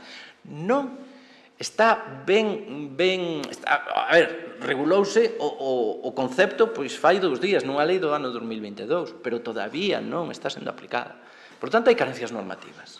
Non pensemos que xa está todo feito a nivel normativa. Sí, perdoa. Non sei, temos algo de tempo, Bueno, nada de nada. Nada. É que, disculpadme, acabo xa simplemente. Hai unha fenda de implementación, é dicir, todas estas leis que teñen carencias, ao encima, están mal implementadas. E para iso se tería que falar moito dos poderes públicos. E remato con unha precisión final. Os prexuizos derrogan as leis, É dicir, se tú tes un prexuicio, un xuez ten un prexuicio, cando aplique a lei, vai a derrogada, vai a decir o contrario do que di a lei. Por iso a importancia da integrar a perspectiva de xénero, que a aplicación da lei, eu penso, digo así porque nos venden decir que a aplicación da lei é neutral, e agora queremos meter a perspectiva de xénero. Eu penso que a aplicación da lei tal como está sesgada, masculinizada. E a perspectiva de xénero o único que pretende é que sexa neutral. É dicir, o conto porque a veces eu mesmo callo, o sea, na cousa de dicir as leis son neutrais, pero teñen que ter perspectiva para adecuarse á sociedade. Eu penso que temos que dar un paso tamén conceptual e terminolóxico. Tan sesgadas, masculinizadas, a perspectiva de xénero que quere que sexan neutrais e obxectivas. Eso é a perspectiva de xénero. E para iso tens que ter en conta esta perspectiva. E, bueno, gracias, porque a verdade é que como non me paraxe de eu tentando falar... É que, bueno, en todo caso, eu creo que teño un desexo para Reis Magos, se existisen, que isto pudese, que o teu discurso pudese navegar en TikTok e poder facer fronte á manosfera. Dixetes aquí unha serie de deches unha forza argumental da que carecemos nos espazos públicos, non? Realmente para loitar contra a besta do fascismo que está aí e que está gañando día a día, mes a mes, máis camiño. A túa voz, voces como a túa, son fundamentais. Moitas grazas. Gracias a ti.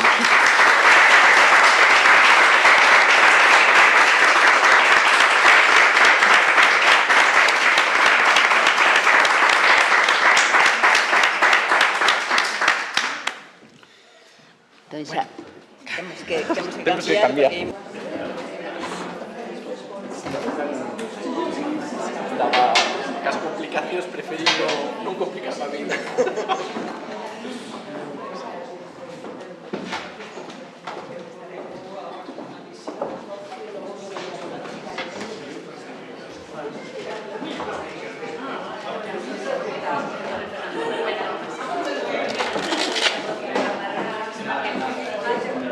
Despois eu vou meter que pasar para ali. Vale.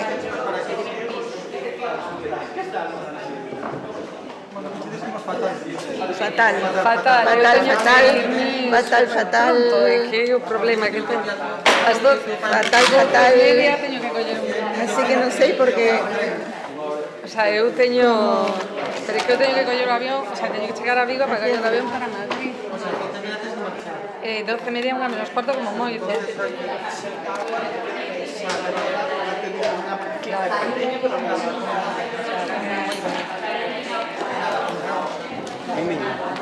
Ai, que lindo saludar. Sí, facemos intervencións máis, un pouco máis breves. Facemos así como quedáramos. Sí. Bueno, ¿empezamos? Sí, eu creo que... Vale. Es porque estamos con tan pouco tempo. Estamos fatal.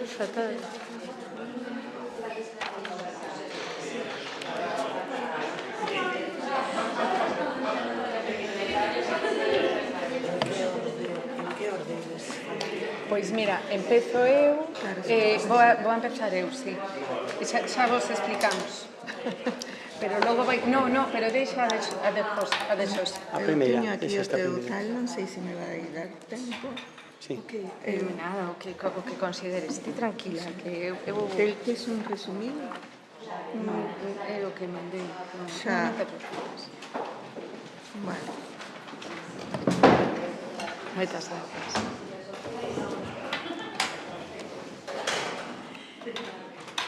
Bueno, comezamos. Boas a todas e a todos, moitas grazas por vir. Unha mesa magnífica e moi esclarecedora. Eu preparara fuchicando nas redes unha cousa que non vou ler por razóns de tempo, pero que o único que vos vou dicir porque é un traballo da OIT con moita información, que no mundo, por cada dólar de ingresos laborais masculinos, as mulleres gañamos 51 céntimos. Ou seja, unha cifra que nos afasta completamente dos vaticiños de Shakira, que as mulleres non choran, as mulleres facturan. Entón, como esta é a xente que sabe e temos pouco tempo, xa o que vou facer é presentar rapidamente imposible, porque fixo tantas cousas, a Emma Rodríguez, que é profesora titular de Dereito do Traballo e a Seguridade Social da Universidade de Vigo, acreditada como catedrática pola ANECA. Vou ir saltando porque é moito. Desenvolveuse en investigadora en 4 proxectos de investigación da convocatoria do Plan Nacional Ministerial sobre tempo de traballo, discriminación e idade, emprego e conciliación, o papel dos mecanismos de negociación e participación na xestión do cambio na empresa, reformas normativas e boas prácticas. Investigadora noutras acción de ámbito europeo, estatal e autonómico, convocatorias de proxectos, redes de investigación, grupos consolidados e accións bilaterais tanto na Universidade de Vigo como na Universidade de Castela-A Mancha e nos 3 módulos europeos Ramonet.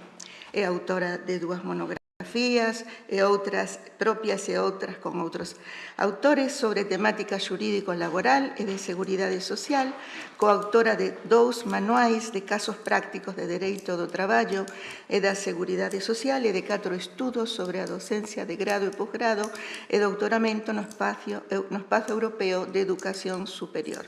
Decenas de artigos en revistas especializadas e máis de 30 capítulos de libro. Coordinadora do Máster Interuniversitario en Xestión e Dirección Laboral, secretaria da Facultade por 2 períodos, secretaria da Comisión de Doutoramento, directora do curso de Negociación Colectiva Individual nas relacións laborais, directora secretaria, membro do Comité Organizador ou Comité Científico de Congresos de Investigación Nacionais e Internacionais, cursos de formación de especialistas, xornadas, seminarios, etcétera. É moitísimo e moi longo. O único que vou dicir máis é que dende xaneiro do ano 2022 até setembro de 2023 foi vogal asesora da Secretaría de Estado do Emprego do Ministerio de Traballo e Economía Social. Con todos vos. Moitísimas gracias. Emma Rodríguez. Bueno, moitísimas gracias. A presentación é moi exagerada e só podo dicir que está sin actualizar. Xa o sei.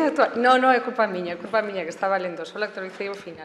Pero, bueno, digo porque para a acreditación da ANECA tens que ter máis cousas. Si non, estaba dicindo, pero isto... Bueno, non facía falta ler esa cantidad de cousas, pero moitísimas gracias por esa presentación tan detallada. Bueno, para nós, que agora vou a pasar un pouco a sorpresa que tiñamos preparada, pois para Xosé Manuel Carril e para min, que preparamos a ponencia conxuntamente, polo tanto vai ser unha única ponencia, pois é un placer estar aquí.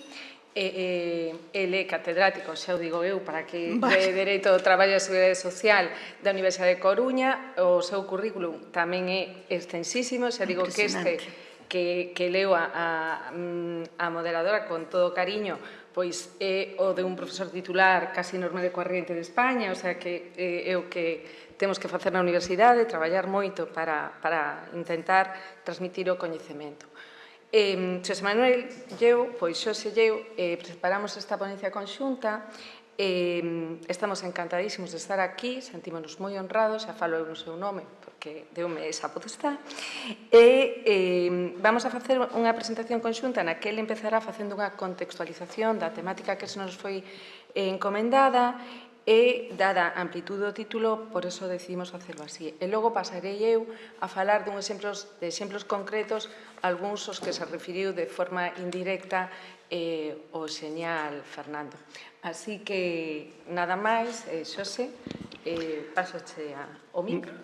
Pois moi bo día a todas e a todos e obviamente pois quero comenzar tamén agradecendo pois o convite que se me fai, que se nos fixo por parte do Consello da Cultura Galega e por parte do Consello Galego de Relacións Laborais para participar pois nesta xornada Son libre de decidir sobre a miña vida e ademais facelo como teloneiro da profesora Emma Rodríguez, coa que comparto moitas cousas, paixón polo que facemos e coherencia coa que pensamos. Polo tanto, pois é un enorme placer. E ademais facelo despois da brillante intervención como é Fernando Lousada, cada vez que fala con ese entusiasmo, no caso de Fernando non hai dicotomía entre o que pensa e o que fai, non hai esa excisión entre o Fernando intelectual e o Fernando magistrado.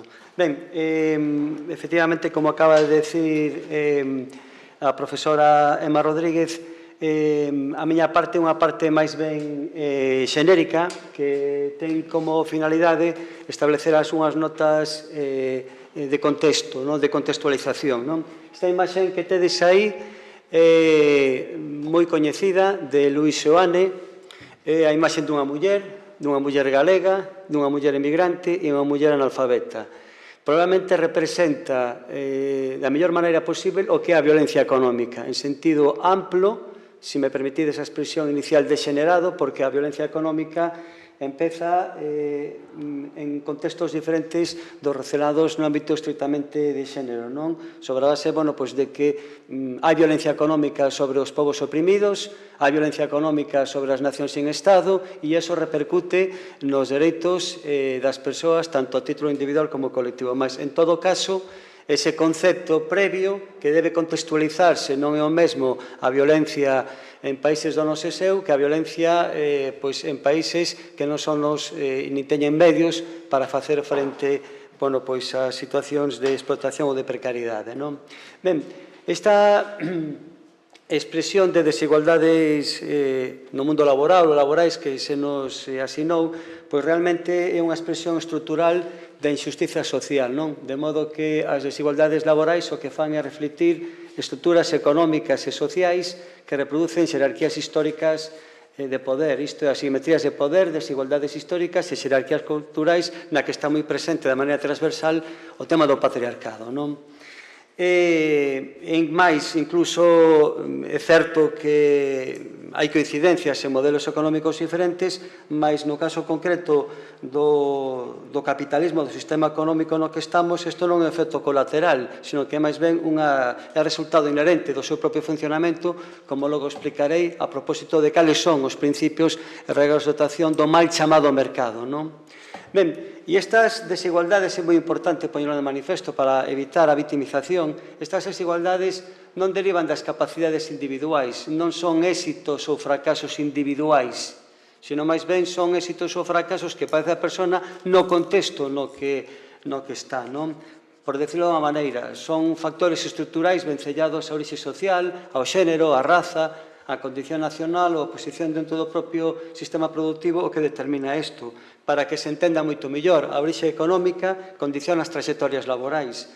As clases baixas teñen mellor acceso a educación, a empregos de calidade. Isto reproduce unha desventaxa interxeracional, onde a precariedade laboral hérdase. De maneira que, por exemplo, o sistema educativo e o sistema laboral legitima estas diferencias a presentar como mérito, a famosa meritocracia, o que en realidade son ou respostas a desigualdades estruturais de partida. Por lo tanto, isto é moi importante.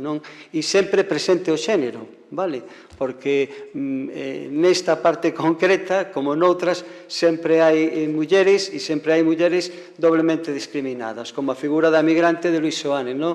Muller galega, muller emigrante, muller analfabeta, etc., etc., non? Un pouco que falaba da interseccionalidade ou a multidiscriminación, non? E no caso concreto do dereito do traballo, temos que partir do punto de que o dereito do traballo non deixa de ser a legalización dunha situación de inferioridade. Eso foi sempre así. É a legalización dunha situación de inferioridade na que se plasma xurídicamente as diferencias que hai fora do ámbito estrictamente xurídico, non? E isto se evidencia, sin máis, nos poderes empresariais frente aos dereitos das propias persoas traballadoras. Hai unha tensión permanente, un conflito permanente entre os dereitos fundamentais das persoas traballadoras e a propia liberdade da empresa. Por lo tanto, tomamos como punto de partida que o dereito do traballo non é neutral, como non é neutral a legislación, nin na súa elaboración, nin na súa interpretación, nin na súa aplicación. Fernando, como houve criterio antes, decía que leyes moi avanzadas socialmente na súa interpretación e aplicación por un xuiz con prexuicios pode implicar unha inaplicación ou, por decirlo, empregando a literalidade das súas palabras, a propia derogación da norma, non? Ben, pois, tendo en conta isto, é interesante tomar como punto de partida o contexto máis específico, porque se estamos a falar de desigualdades laborais e dicimos que é un reflexo dunha estrutura de injustiza social, pois o mal chamado mercado de traballo, logo explicarei por qué, non é neutral. Aí evidenciase todo, non? Entón, esta idea do libre mercado, que nin é tan libre, por qué? Porque neste momento, a diferencia de outras etapas históricas no que o Estado miraba para outro lado para manter o sistema productivo, ora sí intervén, pero non intervén para corregir desigualdades, sino máis ben para apuntalar, consolidar determinado tipo de inercias, dinámicas económicas ou modelos económicos, non? Recorrendo, se fai falta, a forza, de maneira moi sutil ou de maneira moi evidente. Pois ben, un dos principios básicos deste mercado libre é precisamente a competitividade, non? E isto, a competitividade, canto máis se incentiva como valor cultural, canto máis se inocula, máis acentúa o conflito non só no capital-traballo, ou dito de outra maneira, o conflito capital-traballo se acentúa a medida que é máis a garantía do funcionamento do libre mercado ou determinados axentes que operan no libre mercado, máis acentúa. Pero o importante, baixo o meu punto de vista aquí, ou baixo o noso punto de vista, é que esa maior competitividade está forzando a que as propias persoas traballadoras teñan que competir entre sí.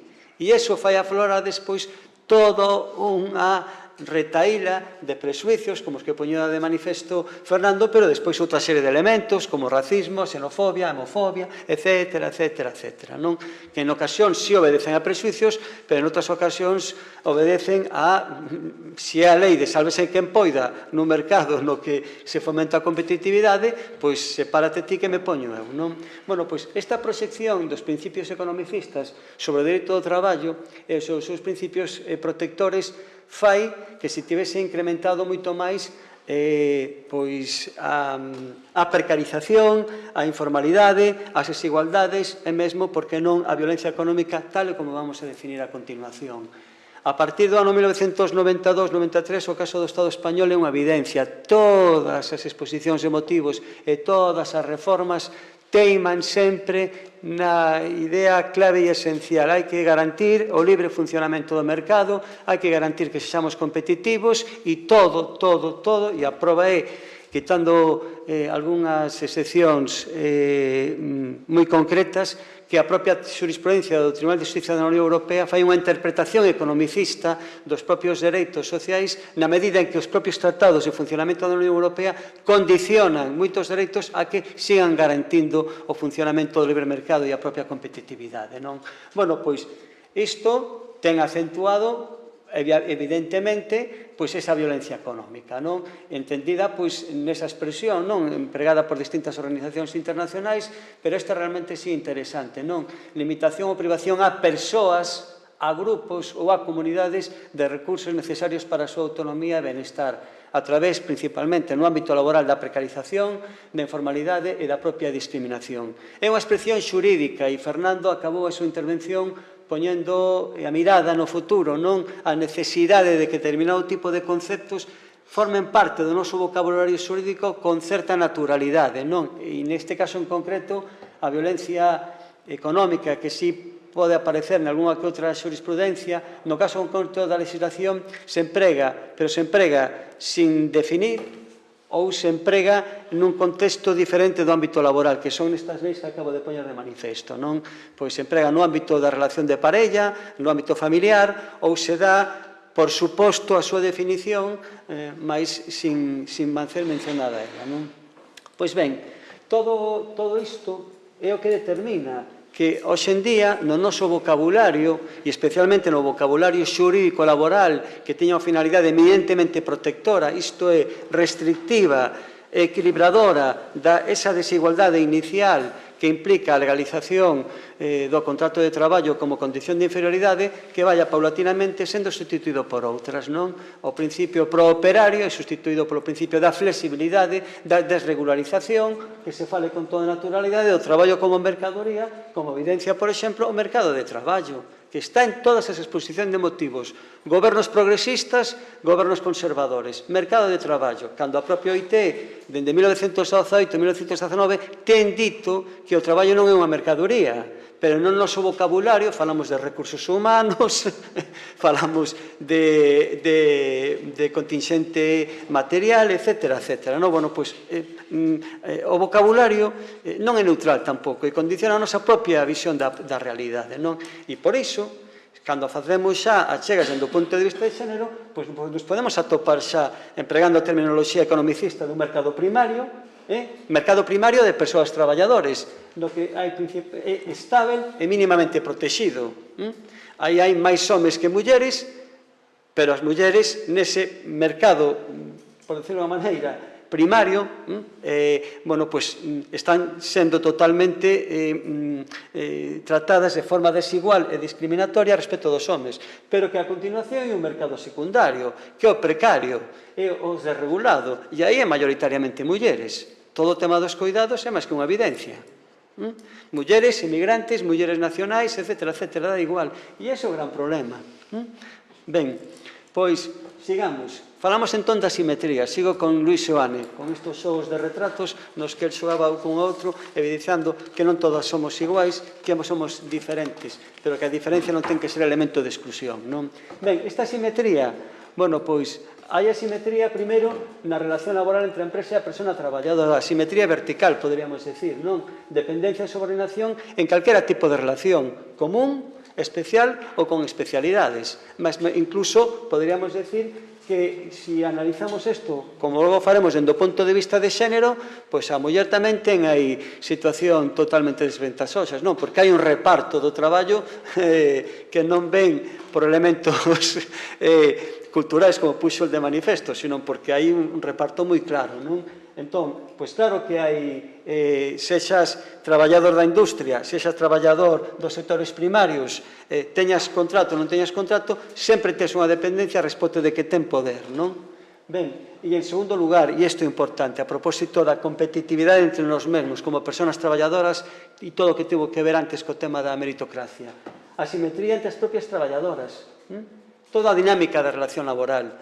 Un traballador con unha relación laboral especial ten condicións de traballo diferentes a unha persona con unha relación laboral común.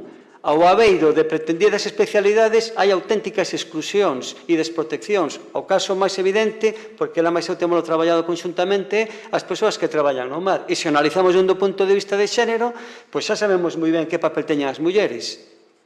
En terra como complemento, decía antes Fernando, como complemento inicial da actividade. Caramba, se non había violencia institucional por parte do Instituto Social da Mariña e por parte da correspondente consellería cando se inicia a profesionalización do sector, dicindo que non se podían dar de alta porque non é unha actividade accesoria da economía familiar, pero que non era o medio fundamental de vida das mariscadoras, por exemplo, recolledoras de algas, etc.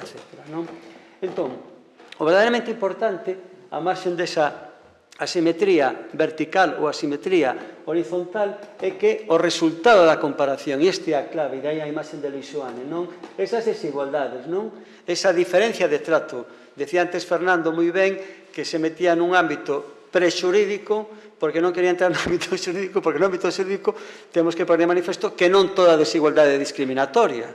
Entón, iso é importante decirlo. Ademais, hai actuacións necesariamente desiguais para correxir situacións de desigualdade inicial, non? O artigo 9 da propia Constitución Española. Pero, en todo caso, estas causas moi diversas pois poden ser polo tipo de relación laboral, estado civil, idade, orixe racial, étnico, condición social ou nacional, religión, conviccións, ideas políticas, orientación sexual, identidade sexual, expresión de xénero, bueno, todo o que di o Estatuto dos Traballadores. Mas o certo é que a muller entra en toda cada unha delas. É dicer, se tivermos que analizarlo dende o punto de vista de xénero, ela está presente en todas as condicións. Incluso sería interesante facer un estudo estadístico, non? De mirar, bueno, pois, ímos a analizar por partes. Bueno, pois, a muller como discapacitada está doblemente discriminada. A muller no sector primario está doblemente discriminada, etcétera, etcétera, etcétera. Ben, pois, eu teño que ir acabando.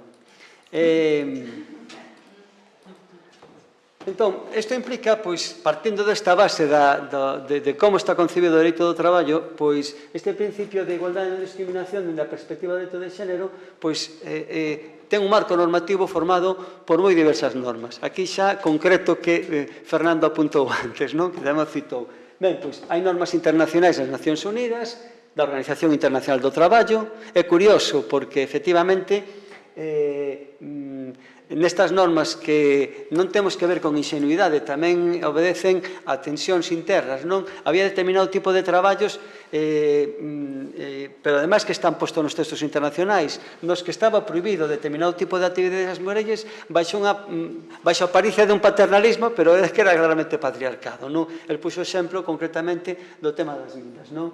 Normas europeas, non nos olvidemos, Europa non é só a Unión Europea, por moito que a Unión Europea sexa desleal co Consello de Europa. O Consello de Europa é a Europa dos dereitos humanos e a Unión Europea, que ten feitos avances moi importantes en tema discriminatorio, é a Europa dos mercaderes, das liberdades do mercado, da austeridade, etcétera, etcétera, etcétera. Caramba, se non houve violencia económica, estrutural ou institucional cos planes de axuste da Troika. E como afectou eso sinaladamente sobre o tema das mulleres. Bueno, pois, aparte do que diga a Unión Europea, cos tratados, das cartas dos dereitos fundamentais e directivas, vale, entre outras, sempre nese contexto de garantía do libre funcionamento do mercado, non é igual os dereitos individuais que os dereitos colectivos, pero tamén está o Consello de Europa, está o Convenio Europeo de Dereitos Humanos e a Carta Social Europea. E a interpretación e aplicación que teñen feito dela o Tribunal Europeo de Dereitos Humanos e a propio Comité Europeo de Dereitos Sociais. Non son puros, non son castos. A propia Carta Social Europea propiciou que o Estado español no seu día tivera que facer unha reserva porque nun apartado inicial da Carta Social Europea originaria había o tema do traballo, da prohibición do traballo das mulleres en minas, non? E depois normas internas, alén do Estatuto dos Traballadores, non? A Constitución Española, a Lei 3/2007, a Lei 15/2022, a 4/23, etc. etc. E, como non, pois, aquí temos unha persoa que dixen antes que non había dicotomía entre o que pensaba e no que actuaba como profesional, pois o papel da xurisprudencia. E, sí, aquí hai que dicirlo abertamente, a xurisprudencia xoga un papel fundamental no avance dos dereitos, non? Especialmente pois, por persoas como Fernando. O Tribunal Europeo de Dereitos Humanos e o Tribunal Social da Unión Europea no que ten que ver cos dereitos individuais a respecto de cuestións relacionadas ca discriminación, non? E o Tribunal Constitucional, non? O Tribunal Constitucional con as iguanas incoherencias, especialmente no que tivo que ver pois, co traballo a tempo parcial. Ben, isto que implica? Bueno, pois, implica, aquí xa se vai a deter a profesora Aima Rodríguez, na transversalidade, non? Fixadevos, o artigo 15.2 habla do seu ámbito de aplicación, non? En principio, unha lei que establece un paraguas antidiscriminatorio en todos os ámbitos, e no seu artigo 3.1, nesas letras, pois di que cales son os seus ámbitos. Pero claro, esta relación que son con impacto estrictamente laboral, bueno, olvídase de outros. Entón, tomemos como punto de partida ese artigo 3 e digamos, Pois hai que analizar o dereito do traballo e da seguridade social son relacións individuais e relacións colectivas. A transversalidade está presente en todo, porque a muller é traballadora, ten os seus dereitos individuais, pero tamén ten os seus dereitos colectivos, non? Pois fagámoslo ver. Na relación individual, atención, aquí está, e isto sí que é un elemento moi importante, porque ligar a transversalidade de xénero cos dereitos fundamentais empeza a operar como límite da liberdade de empresa, do artigo 38 da Constitución e da propia Unión Europea. Ese é un elemento fundamental, como a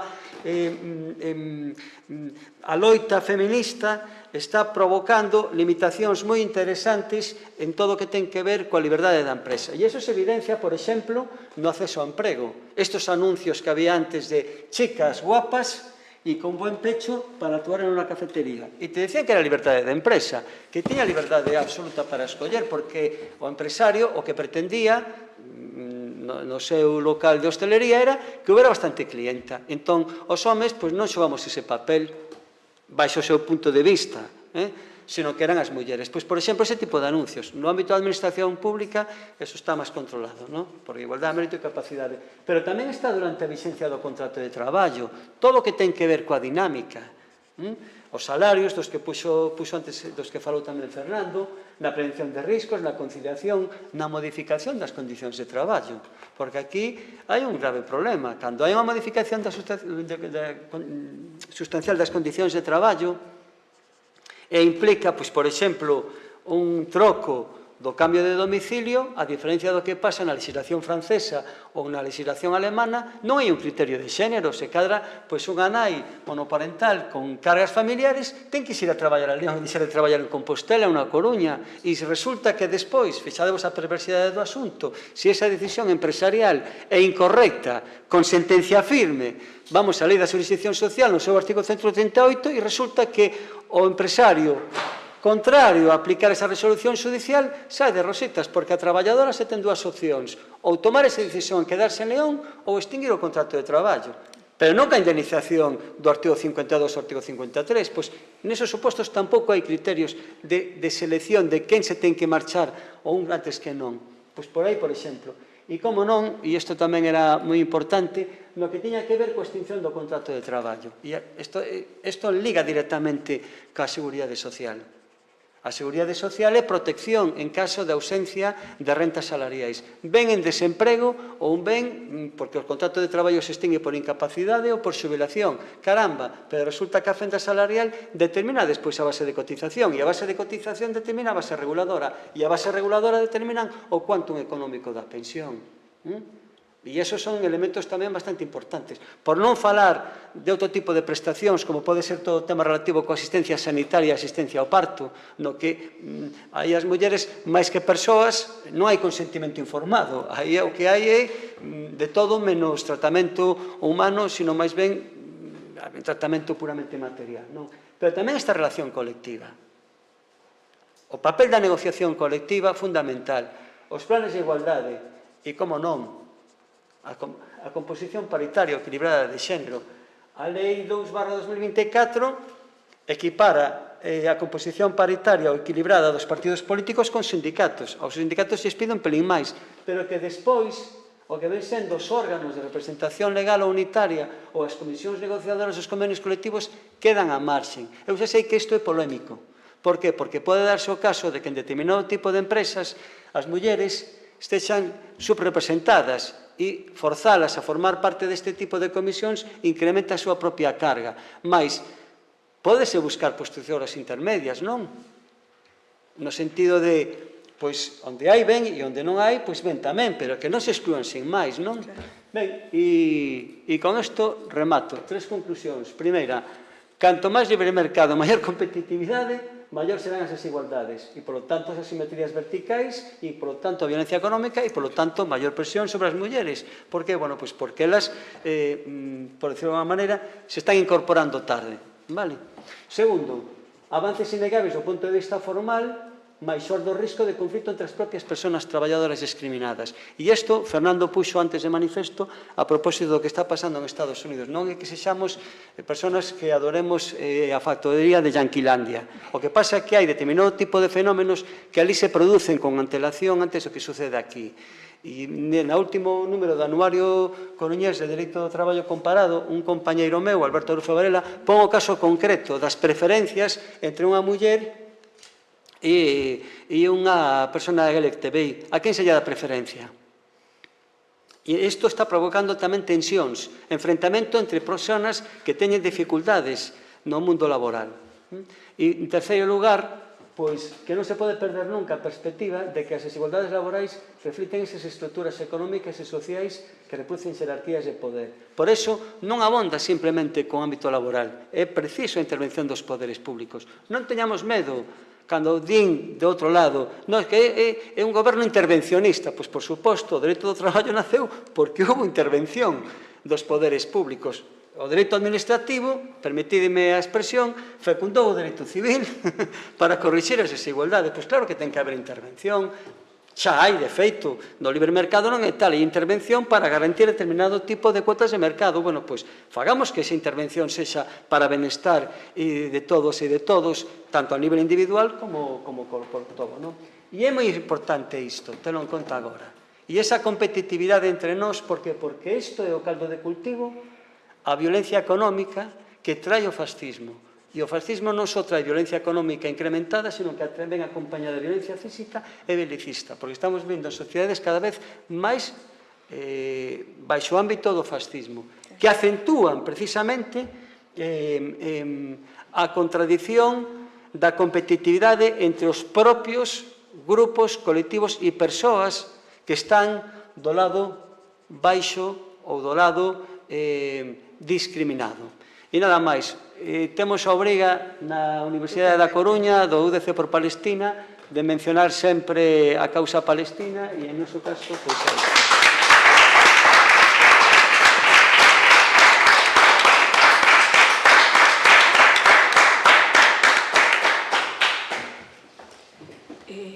Xosé. Adiante. Sí, teño posta aí. Perdón, paso as cousiñas. Perdón.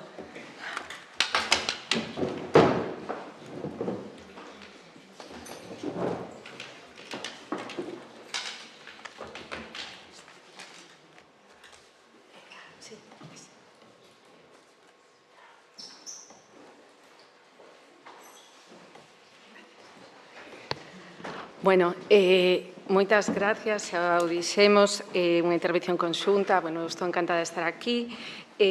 Por unha banda, con isto que fai moitos anos, escoitei nunha conferencia parecida a esta, que as mulleres tiñamos unha discriminación, non unha discriminación, tiñamos o feito de estar acostumadas a non falar en público e a ser mulleres recatadas como algo positivo, facía que as nosas intervencións nos ámbitos públicos pois nos costaran máis. E a verdade é que eso sigue existindo. Isto é unha reflexión xa que fago totalmente informal, non?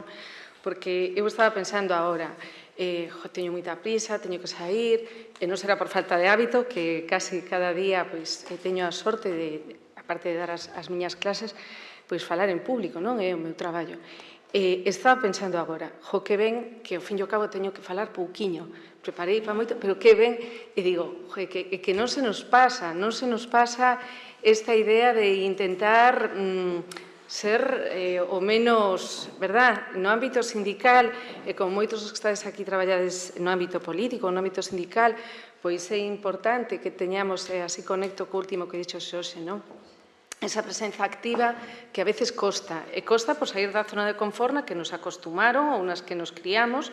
Falo por min e moitas das que estamos aquí, que máis ou menos pois por aí andamos. Bueno, meténdome na cuestión concreta para que nos convidou o Consello da Cultura Galega, pois eu, sin ser repetitiva, que isto tamén é a parte positiva, pois estructurei a miña exposición en 3 grandes bloques, do que vedes claramente que a terceira parte é a máis longa e que se conecta con diferentes tipos de discriminación que non foron tocados especificamente ou si, e vou ir conectando sobre todo desde a perspectiva de xénero, máis que feminina, de xénero. Entón, en primeiro lugar, temos que ter en conta, xa se falou aquí, do contexto europeo, de como, decía Fernando, non o decía así, pero como digo eu mesmo, os nórdicos non é que sexan uns homes encantadores, que pensan na igualdade e que dicen non, cariño, xa recollo eu, ou xa me quedo eu con neno, non. O contrario, tuveron grandes multas e tuveron que afrontar grandes sancións e cambiar moitísimo a mentalidade, porque son tendencialmente homes bastante brutos, aguerridos, alcohólicos, bueno, en fin, o sea, desbotemos ese concepto de que o Nordic Model é maravilloso. Non, o Nordic Model foi unha necesidade histórica que naceu dunhas circunstancias concretas e que as mulleres, obviamente, dixeronlle a estes señores, mira, aquí ou te posas pilas ou sobras, basicamente. Bueno, a Unión Europea, na actualidade, dende fai moitos anos, precisamente dende que ocupo, bueno, a Unión Europea proíbe a discriminación en varios ámbitos, en varias cuestións, e vamos a facer ese así salpicado estas cuestións na discriminación por nacionalidade no ámbito dos tratados. Vamos a ver como se recolle isto.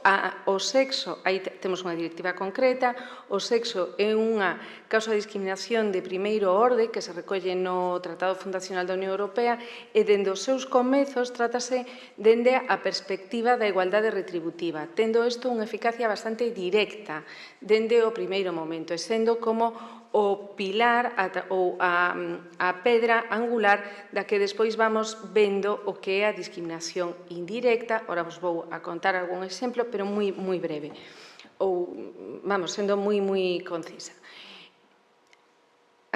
Despois da discriminación por nacionalidade, a discriminación por xénero, que, como vos digo, por sexo, que, como vos digo, é a de primeiro orden. Temos outro tipo de discriminacións no ámbito laboral que son atendidas polas normas europeas e que se recollen no tratado. Temos aí o orixen racial ou étnico, a religión, discapacidade, idade ou orientación sexual. Isto é, digamos, unha clasificación tradicional. Pero, en todo caso, temos que ter en conta que o Tratado de Ámsterdam, que foi o primeiro que vinculou o emprego co tema de discriminación por razón de xénero, despois que ten un capítulo específico sobre emprego, onde o sexo e o xénero empezan a coller xa unha substantividade propia dentro do que son os tratados, pois no Tratado de Lisboa isto consolídase e faise un avance importante ou unha consolidación do que sería a política antidiscriminatoria europea no ámbito do emprego. Isto, así dito, a grandes rasgos.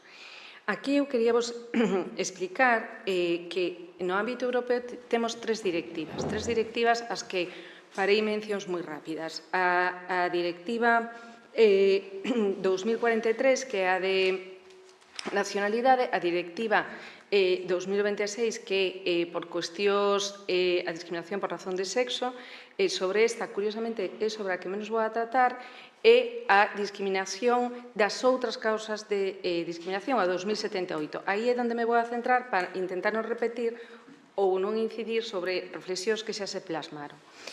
Esta técnica, que se coñeceu como a técnica das muñecas rusas, de feito, eu non sei se foi Fernando, pero eu linho a Fernando, que me parece moi elocuente, como todo o que fai, por outra parte, pero, bueno, explica moi ben como se van metendo unhas noutras e, ademais, que son coetáneas tamén no tempo, non? No medio un pouco de todo isto, un caso que sería importante ter agora presente sería o seguinte que vos vou a contar. Un caso que foi... Bueno, que non sei como organizar isto para... Neste momento quedou sin regular unha cuestión moi relevante, que foi a chamada discriminación múltiple. Neste momento aténdense estas cuestións, partimos desta base, pero empezan xa a aparecer moi pronto casos como o dunha señora do este de Europa, enxeñeira, que intenta acceder a un posto de traballo en Alemania reiteradamente, manda o seu currículum. Esta señora é idónea para o posto, pero reiteradamente a exclúen do proceso de selección, aínda pasando as probas iniciais. Isto podías recurrir? Isto ten cabida no ámbito do noso dereito antidiscriminatorio? No contexto europeo? No contexto interno?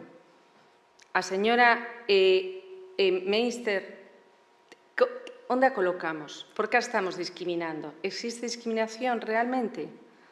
Bueno, isto é un caso típico de discriminación múltiple, pero vai a ser un concepto que leva tempo elaborar e que elaborou precisamente a xurisprudencia e que se creou alón desta xurisprudencia.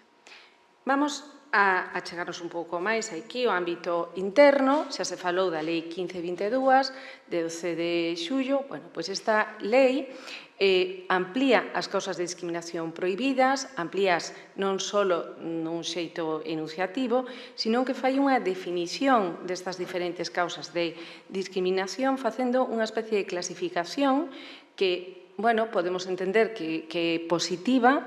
Isto tamén se fai nas directivas para intentar esclarecer os conceptos, o que sempre é positivo, claro, pero a veces confunde determinadas discriminacións. En concreto, esta da señora Meister con outra que vos vou a contar, que é a da señora Coleman. Isto na lei española parece que non se acaba de... A señora Coleman e outra que é a interseccionalidade da que falaba Fernando. Non, tres conceptos que nacen máis aló do que di a lei e que empezan a tomar e que empezan a plasmarse nas normas actuais que temos, normas actuais antidiscriminatorias. Decía outro día un profesor nun congreso con italianos reflexionando sobre as novas directivas que, bueno, o concepto de interseccionalidade no ámbito discriminatorio xa estaba superado. Eu que dicía aquelo e digo, como? Si o 98% das persoas que traballan no ámbito das relacións laborais nin teñen oído falar desto, lóxicamente, os que sabemos desto, en teoría, estamos ainda redefinindo desto, sabe Fernando Lousada, que ten un libro excepcional. O resto estamos aprendendo así. Entón, bueno, non creo que este superado nin moito menos, pero é certo que a Lei 1522 fai un esforzo teórico, quedalle por avanzar, quédanos a todos por avanzar e estudiar, e o que fai moi interesante é que introduce esa perspectiva de xénero máis a fondo aínda da Lei Orgánica do 2007. Entonces, o principio de transversalidade e de igualdade impónse en todo o ordenamento, pero a hora de xulgar, non? Isto tamén foi explicado polo meu compañeiro, así que... Xa non sei onde... Vale. Os tipos de discriminación que temos recoñecidos nesta norma son a discriminación directa, págoche menos por ser muller, punto, xa está, discriminación directa. Discriminación indirecta. Bueno, esa discriminación que provén precisamente das cotizacións inferiores, non? Hai unha discriminación indirecta por razón de xénero, traballadores de tempo parcial. Exemplos clásicos, xa non me deteño, pero explicou moi ben Xose, aí falando da base reguladora e todo o proceso rápido, como se computan, como nos chegan as pensións da Seguridade Social, e tamén nos explicou Fernando. Así que, que discriminacións aparecen? Que cuestións son un pouco máis innovadoras? Bueno, a discriminación por asociación. A discriminación por asociación é a da señora Coleman. Temos unha máis reciente, do 11 de setembro deste ano, super interesante, pero voume centrar agora a explicaros un pouco de Coleman, máis que nada para que vexades como funciona. A señora Coleman é proposta para un despido, ademais de ter un trato constitutivo de mobbing no seu traballo, porque auséntase do seu traballo para coidar o seu fillo cunha importante discapacidade. Esta a cuestión resúmese, xa digo, de xeito moi xeral o que estou dicindo, pero o que ocorre é que a señora Coleman acaba obtendo respaldo do Tribunal de Xusticia da Unión Europea porque entende o Tribunal de Xusticia da Unión Europea ante a pregunta do Tribunal inglés que efectivamente a ela estáse discriminando de xeito indirecto por discapacidade. Por que? Porque a discriminación por discapacidade que sufre esa persoa que está coidando afecta directamente sobre o seu traballo. Discriminación reflexa, discriminación por asociación ou discriminación reflexo, discriminación espello, ten moi gráfica calquera desas expresións. Isto, teño que dicir que hai unha sentencia do Tribunal de Justicia de Galicia, de Conde Pumpido, que aplicou para un asunto de liberdade sindical que tuve a honra de comentar e de coñecer ben, moi interesante, pero, bueno, creo que quedou máis nunha cuestión máis teórica, pero xa veremos o que ten por avanzar. Pero é un concepto moi interesante sobre o que, como digo, agora contarei máis adiante, temos un pronunciamento incluso máis detallado, non relativo á extinción, porque esta señora o que supuxo é que o despido considerábase que por non feito, sino nun axuste das condicións de traballo. Temos outra definición de discriminación por erro ou apreciación incorrecta das características das persoas. Eu aquí li un artigo de Fernando onde puña un exemplo, bueno, pois que penses que unha persoa ten unha incapacidade e que logo se mellora, é o exemplo que pon Fernando que ten que ver cunha sentencia de aquí, precisamente do TSJ de Galicia. A discriminación múltiple e interseccional. Qual é a diferencia? E porque son todas as dúas conlevan a multiplicidade de causas de discriminación, pero a múltiple son por acumulación, a interseccional crea unha nova discriminación. A interseccional aparece en Estados Unidos porque hai unha señora, brillante, que define isto, e ademais conta Fernando Lousado no seu libro que se lle ocurre na intersección de camiños, por eso se chaman esas llanuras americanas, por eso se chama interseccional, porque é un cruce de camiños que crea unha nova causa de discriminación. A mí dame moito pudor falar de estudiante de Fernando, pero bueno, é para que explicar os exemplos se entenda. O caso é que a discriminación interseccional o que fai é crear, como digo, esa nova tipoloxía. O exemplo clásico, o que vades a entender perfectamente, se vos digo, muller afroamericana que sufre despois todo tipo de discriminacións. Discrimínase porque é afroamericana ou por todas as cuestións que sabemos están vinculadas ao xénero femenino? Bueno, é unha discriminación interseccional, claramente, non? Ahora, como podemos levar isto? O que vou facer tamén é moi estereotípico e moi... Pero o noso, onde temos menos mulleres afroamericanas, onde vemos un exemplo clarísimo? En mulleres con discapacidade. En mulleres con discapacidade. No asunto das mulleres con discapacidade, estuve lendo estes días textos que me puxeron os pelos de punta, de todo tipo, desde agresións sexuais, dentro do ámbito penal, ao ámbito... Bueno, tuven que parar, xa vos lo digo que tuven que parar. Non o relatei porque é terrible, non? A discriminación interseccional. Temos un exemplo clarísimo cando nos referimos ás mulleres que parten, pois eso, da discapacidade e todo o que ten que ver máis alá co que as que non temos discapacidade pois temos que soportar. E aí temos, como digo, esa nova causa de discapacidade. E, bueno, a denegación dos axustes razonables, esta lei, como vos digo, é moi interesante, intenta ser moi amplia, e recolle especificamente a denegación de axustes razonables como un tipo de discriminación. Vamos a ver como isto conecta con esa sentencia do 11 de setembro de 2025, vale? E co tema da discapacidade. Precisamente, eu decíavos, nas directivas e tamén na Lei 22, pois, temos unha definición ampla da discriminación por discapacidade. E neste senso, a min pareceme interesante pois referirme a esa sentencia da que xa vos veño anunciando, a sentencia Berbidi.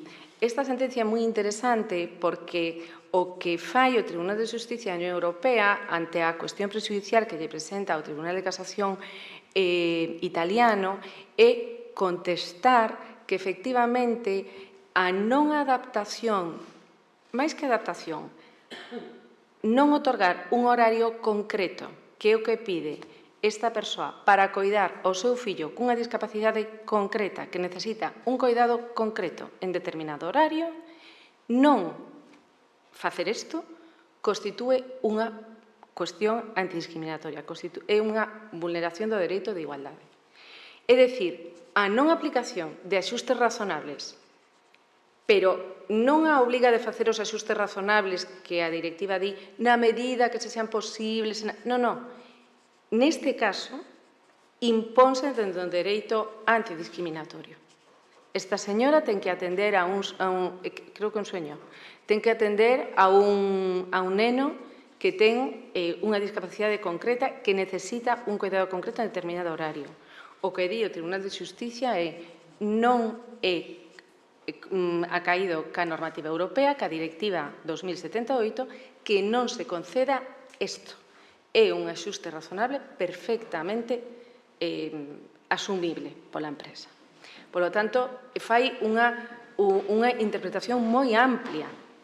Pensade que estamos partindo do concepto, eu, cando terminei de preparar esta exposición, decía, realmente partimos do concepto de discriminación múltiple de Meister, da señora rusa tal, pasamos pola señora Coleman ao outro extremo de que se lle protexe frente ao despido, non, o ingreso, o despido, e agora estamos nun momento interesante traballando, como digo, con esos conceptos novos de discriminación sobre as condicións de traballo, que era un pouco tamén o que falaba o meu compañeiro. Ben, en cuanto á orientación sexual, pois a verdade é que vou ler con moito interese esta cuestión que plantexa a Arufe no anuario.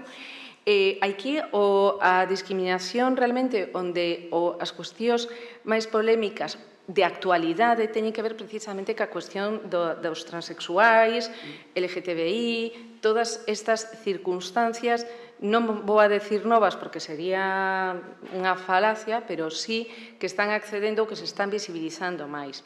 É certo que temos algunhas cuestións máis clásicas, como esa que tedes aí, de Frederick Hay, que é un matrimonio homosexual de señores británicos que demandan ao Trinity College porque non é un matrimonio, son parella de feito e, sin embargo, no convenio colectivo establecese un incremento, un bono por contraer matrimonio que non se lle pode dar a estes señores porque non poden casarse directamente porque non está permitido na legislación. Teríamos outro exemplo interesante en relación ca pensión de supervivencia, aquí a de Trinity College, que é o asunto Parris, donde un señor que tamén é homosexual e tamén se ve imposibilitado a acceder a unha pensión de supervivencia precisamente porque non pudo contraer matrimonio. Aquí tamén vemos a doble cuestión da orientación sexual máis a idade. Tamén se ten posto de exemplo como discriminación múltiple, etc.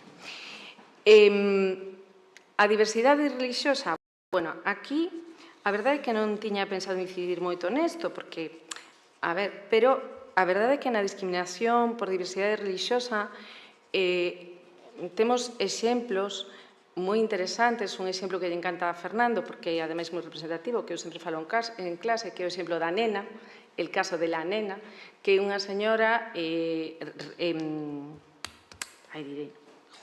está me saindo xudía, Dios mío, xitana, gracias, señora xitana, que obviamente non pode contraer matrimonio porque xitana, vale? Non contrae matrimonio. Entonces, o problema plantéxase cando quere acceder á pensión de viuvez pasados os anos, non? Despois de ter a súa prole co señor xitano co que convivía, non?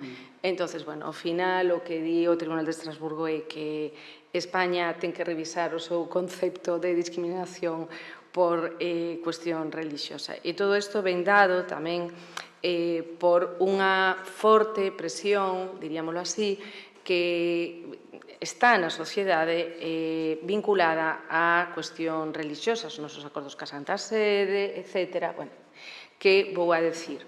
O asunto é que, por exemplo, a min, de todos estes asuntos que tedes aí mencionados, quedaríame con poderíamos contar exemplos de excepcións que establece, por exemplo, a Directiva 2078 ca Norte de Irlanda. A verdade é que esta cuestión da diversidade religiosa é moi peliaguda para os Estados. De feito, Miranda Boto, Chema, díceme que en relación cos vientres de alquiler, que sabedes que hubo sobre isto tamén unhas sentencias moi interesantes, pois que non se pode cambiar, que non se pode tocar nada, que non se pode prohibir, porque non se pode cambiar a Directiva 92, a Directiva de Maternidade, está sin cambiar. Chema Miranda, que sabe moito de dereito europeo, díceme, non se pode cambiar porque senón hai que tocar o tema religioso. Entonces non se vai a poder cambiar. E digo, pero ahora xa non está o Reino Unido co problema de Irlanda e Inglaterra. Dicime, non, pero xa verás que non. E polo de agora, aí está. E de feito a directiva, que vos sonará moito, de conciliación da vida personal e familiar, a directiva 1158, pois é o resultado dun intento fallido, do enésimo intento fallido de cambiar a directiva 92, que sigue aí medio atrasada, que facemos unhas interpretacións da lactancia aí como podemos, e, en fin, bueno.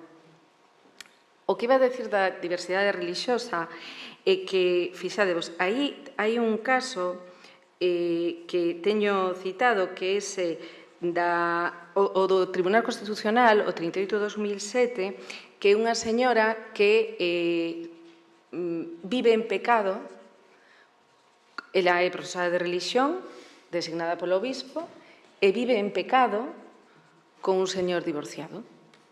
Bueno, pois, é que se reconoce, dícese, bueno, como vive en pecado, o obispo é o que ten que decidir. Sabedes como se fai a designación dos profesores de religión.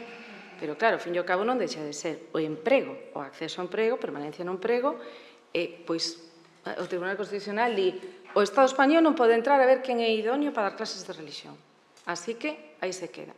Sobre isto hai moita ambivalencia na xurisprudencia, temos de todo tipo, hai xurisprudencia para diante e para atrás, simplemente chama a atención esa expresión vinculada precisamente ao xénero feminino. Cuestión que non se fai con outros, por exemplo, co señor de arriba, no señor que era director dun hospital, que tamén, bueno, en fin, isto é o Tribunal de Estrasburgo, pero efectivamente prodúcese o despido, convalídase o despido porque era un cura que teña fillos, etcétera, etcétera, pero, bueno, en ningún caso se fala de que vive en pecado, pero, bueno. En cuanto á idade, bueno, a idade vemos que supón a causa de discriminación obvia no acceso a determinadas, bueno, temos exemplos, como digo, vinculados sobre todo ao cálculo. O cálculo non só hai tedes exemplos de asuntos que son masculinos polos seus protagonistas, pero de feito, inda que non vai por esta vía, a cuestión da idade vincúlase moito co acceso precisamente ás prestacións de xubilación e todos estes asuntos que temos vinculados aos nosos tirós de orellas propios que nos deu no asunto Cachaldora, que nos deu no asunto El Valmoreno, bueno, o Tribunal de Xusticia da Unión Europea. Permítense diferencias de acceso por tema da idade ao emprego? Permítense cando estén suficientemente xustificadas. Permitiuse para notarios, recentemente, e permítese, por exemplo, no caso de forzas e corpos de seguridade do Estado, claro, policías, tal, bueno, pois temos sentencias interesantes que din que se vas a facer traballo de calle, pois sí, tens que ter unha determinada idade e tal.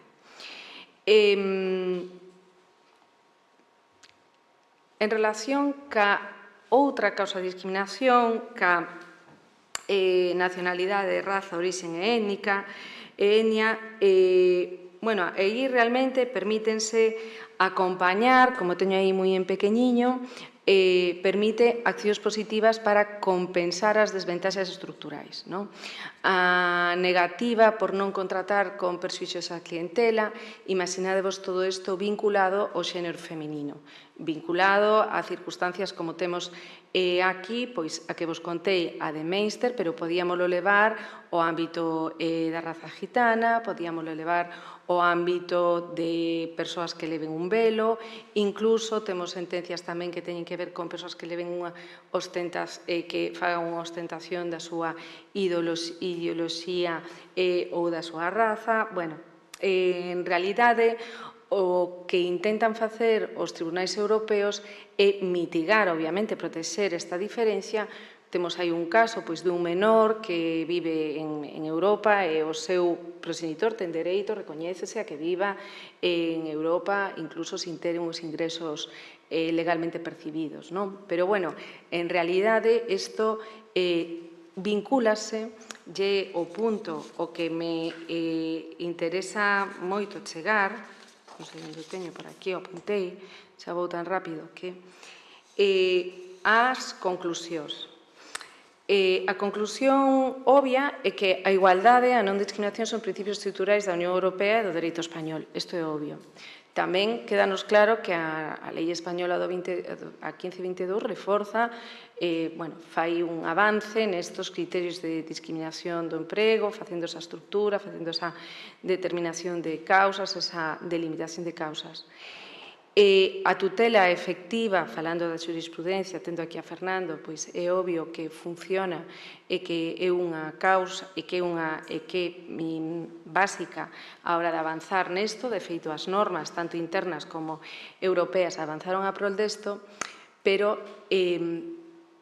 o que me gustaría que nos quedara claro é que a discriminación ten nome de muller ou ten xénero feminino, e sempre vai a ser, ou podemos pensar que neste momento, polo menos, estamos nun concepto amplio de discriminación e falando da interseccionalidade, concepto no que temos que avanzar, porque a discriminación coas mulleres e co tema económico fai moito tempo que se dixo como se chamaba, que é a pobreza. E as mulleres somos máis pobres. Somos máis pobres en tempo e en diñeiro. Polo tanto, a discriminación ten xénero, porque é interseccional cando falamos de mulleres. Moitas gracias.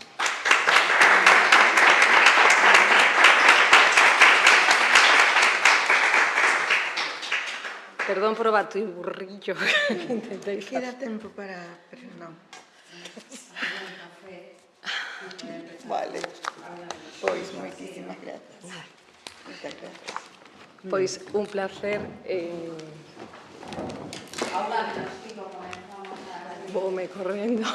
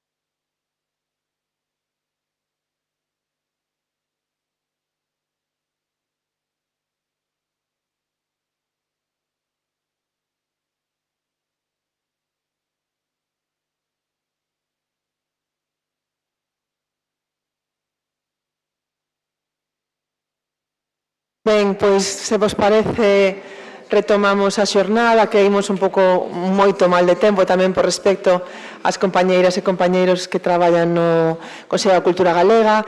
Esta última mesa da mañá, a min parecíanos desde a organización que era especialmente importante levar un pouco a práctica o que levamos teorizado en outras mesas, é dicir, un pouco o obxectivo desta palestra era mirarse esa igualdade formal, esa igualdade legal, non?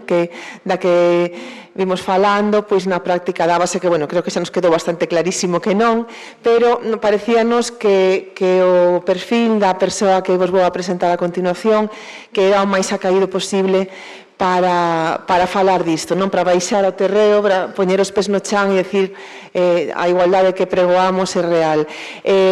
Mónica González Otero é licenciada en Dereito na Universidade de Vigo e ademais ten un mestrado en feminismos xurídicos, pero nos interesábanos especialmente a súa faceta laboral por dous motivos, por dúas patas que nos parece que completan moi ben o círculo. Por un lado, ela é inspectora de traballo, por tanto está no día a día nunha atalaya, como decía Carmen, que lle permite saber como é realmente as condicións, como son as condicións laborais das mulleres no país, pero que ademais é tamén mediadora e, polo tanto, é unha persoa que tamén está no día a día para falar das repercusións persoais e familiares que teñen esas desigualdades reais, non que se dan no ámbito laboral. Creo que quedou claro, que obvio, non fai falla dicilo, que para loitar contra a violencia, este tipo de violencia que se nos reúne, é imprescindible a independencia económica das mulleres e para a independencia económica é imprescindible ter unhas condicións laborais dignas. Así que ela reunía esas dúas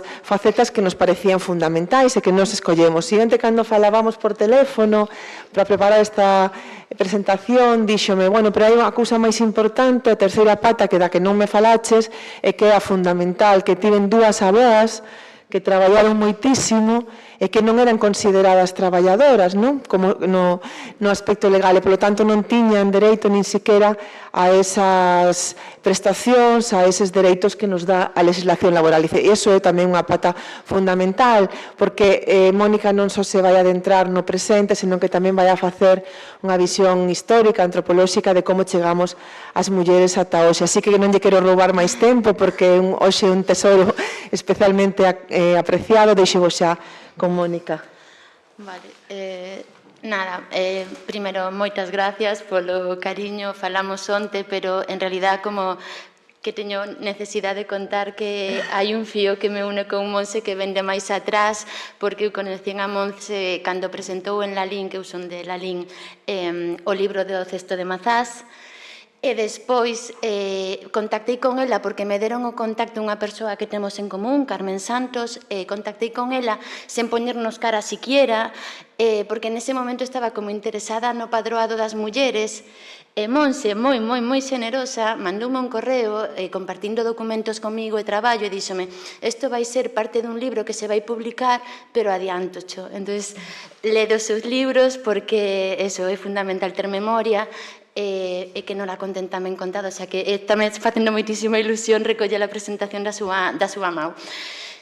Vou facer unha presentación que, despois de agradecer a Monse, a Carme por poñerme na lista de invitadas, a presidenta do Consello, que sei que sabes que ten confianza en min e responderse na mesma medida. Así que eso, gracias por estar aquí. Pareceme super importante vencellar traballo e cultura porque, porque non pode ser de outro xeito. Si antes explicar un pouco como estructura a presentación, acompaño a de imaxes que en coherencia co espacio que ocupamos son de artistas mulleres galegas, tamén para facer esa parte de traballo de seguir sacando a luz eses nomes propios, porque cando falo de traballo vou falar tamén de nomes que non teñen tanta identidade como das miñas abuelas ou da miña nai. Voume salir un pouco dese marco que o mellor se espera de min, que é o marco máis estrictamente legislativo ou como operadora xurídica da legislación laboral. Entonces, vou verme un pouco atravesada por outras disciplinas como que decíamos, a antropoloxía, a historia e o feminismo como ciencia social. Bueno, tamén utilizo as fotos como unha cuestión mogollón de estética, porque tamén teño como certas eivas en ferramentas máis sofisticadas como Canva. Decía que traer aquí o traballo para min é poderosísimo, aparte de que me encanta estar aquí, bueno, pois inda que non estivera, valoro moitísimo esta amalgama de coñecementos e de disciplinas, porque o traballo é unha parte da cultura, é unha organización, é unha forma en que nos organizamos os seres humanos, as persoas, nos relacionamos. O traballo ten moitísima importancia porque nos define, nos proxecta na sociedade, nos coloca e nos axuda a establecer relacións de sociabilidade. Entón, ocupar este espacio creo que ten moitísima coherencia. Sempre empezo dicindo que son feminista como unha militancia e tamén como unha efervescencia da palabra para quitarlle ese peso co que hai que loitar, porque se ten significado a palabra unha búsqueda de igualdad, entón eso non pode xenerar conflicto, e sobre todo neste marco no que estamos, que é a análise das discriminacións. Quero traballar sempre o tema da igualdade como unha distribución equitativa de recursos, de representatividade e de visibilidade. O que vamos facer, o que vou intentar facer, e do que quero falar, é de que definición temos de traballo. Fijarnos tamén en quen definiu. Para iso vamos ter que verbalizar o que son os traballos de coidado, porque o traballo determina o tempo e o concepto dos traballos de coidado, que é o mercado de traballo, e por último termino con propuestas alrededor das políticas públicas de igualdade no eido laboral. O meu punto de partida, como unha reflexión primeira e como unha chamada de atención tamén, é fixarnos en datos. Entonces, nesta ocasión vou empezar por a percepción que temos. Sinalar que todos os datos que están nas diapositivas cas que traballo son datos extraídos de fontes sistemáticas e científicas. Neste caso, do Eurobarómetro, que se realizou no 2024, alrededor da percepción da cidadanía europea en relación ca igualdade de xénero, perdón. A continuación verán datos do Instituto Nacional de Estadística e tamén do Instituto Galego de Estadística por recomendación, porque era unha ferramenta que tiña un pouco en desuso, entonces, pois, eso, trouxen datos do Instituto Galego de Estadística. Despois, como parte da miña conclusión, é pedir máis datos, necesitamos máis datos desagregados por sexo, pero de entrada os que temos sírvenos para facer esta foto fixa. A percepción que temos dentro do conxunto da Unión Europea dos 27, que tamén é necesario decir que temos países de moi distinta procedencia e moi distinto punto de desenrolo, pero en calquera caso o 44% da cidadanía europea considera que o papel máis importante da muller é coidar. Isto, á vez, que temos unha fenda salarial na Unión Europea que acada o 36%. Non repito que fenda salarial, porque xa é certo que vou decir como moitas cousas que xa se dixeron ao longo da mañá, pero é inevitable, a suerte sería non poder decilas, entón é necesario. Se baixamos ao territorio español, hai unha enquisa que, claro, que foi unha chamada de atención moi potente polo que nos estaba a dicir, que se publica en xaneiro do ano pasado, que é unha enquisa do CIS, tamén ao redor do que entende a cidadanía española. Non trouxen a mecánica científica, pero está para consultar os parámetros de edad que se siguen, os sectores sociais.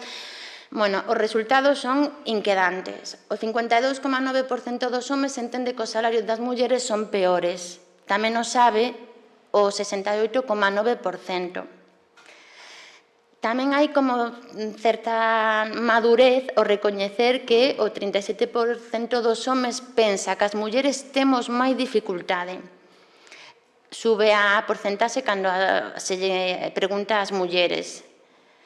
E, sin embargo, unha vez definido este escenario de salario e de acceso ao mercado laboral, onde se define con claridade que temos máis dificultades, atopámonos con que un 44,1% dos homes pensa que se chegou demasiado lonxe na promoción da igualdade das mulleres. E pensa tamén isto un 32,5% das mulleres.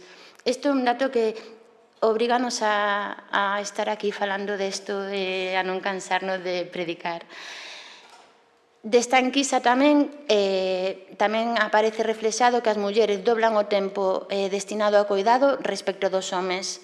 Tanto distínguese en cuidado de fogar, cuidado de fillos e cuidado de adultas e adultos en situación de dependencia ou vulnerabilidade. Bueno, pois isto é o que temos en canto a percepción.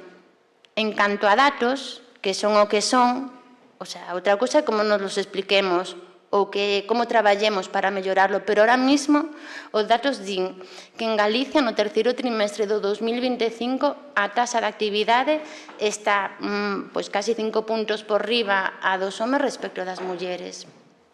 Na taxa de ocupación tamén hai 7 puntos case por encima dos homes respecto das mulleres. Si que gañamos en taxa de paro.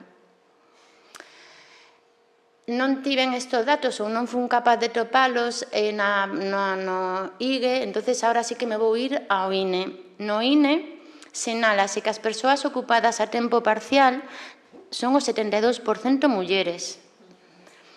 As persoas con contrato temporal son o 55,4% mulleres e os sectores máis feminizados son empregadas de fogar, actividades sanitarias e servicios sociais e da educación.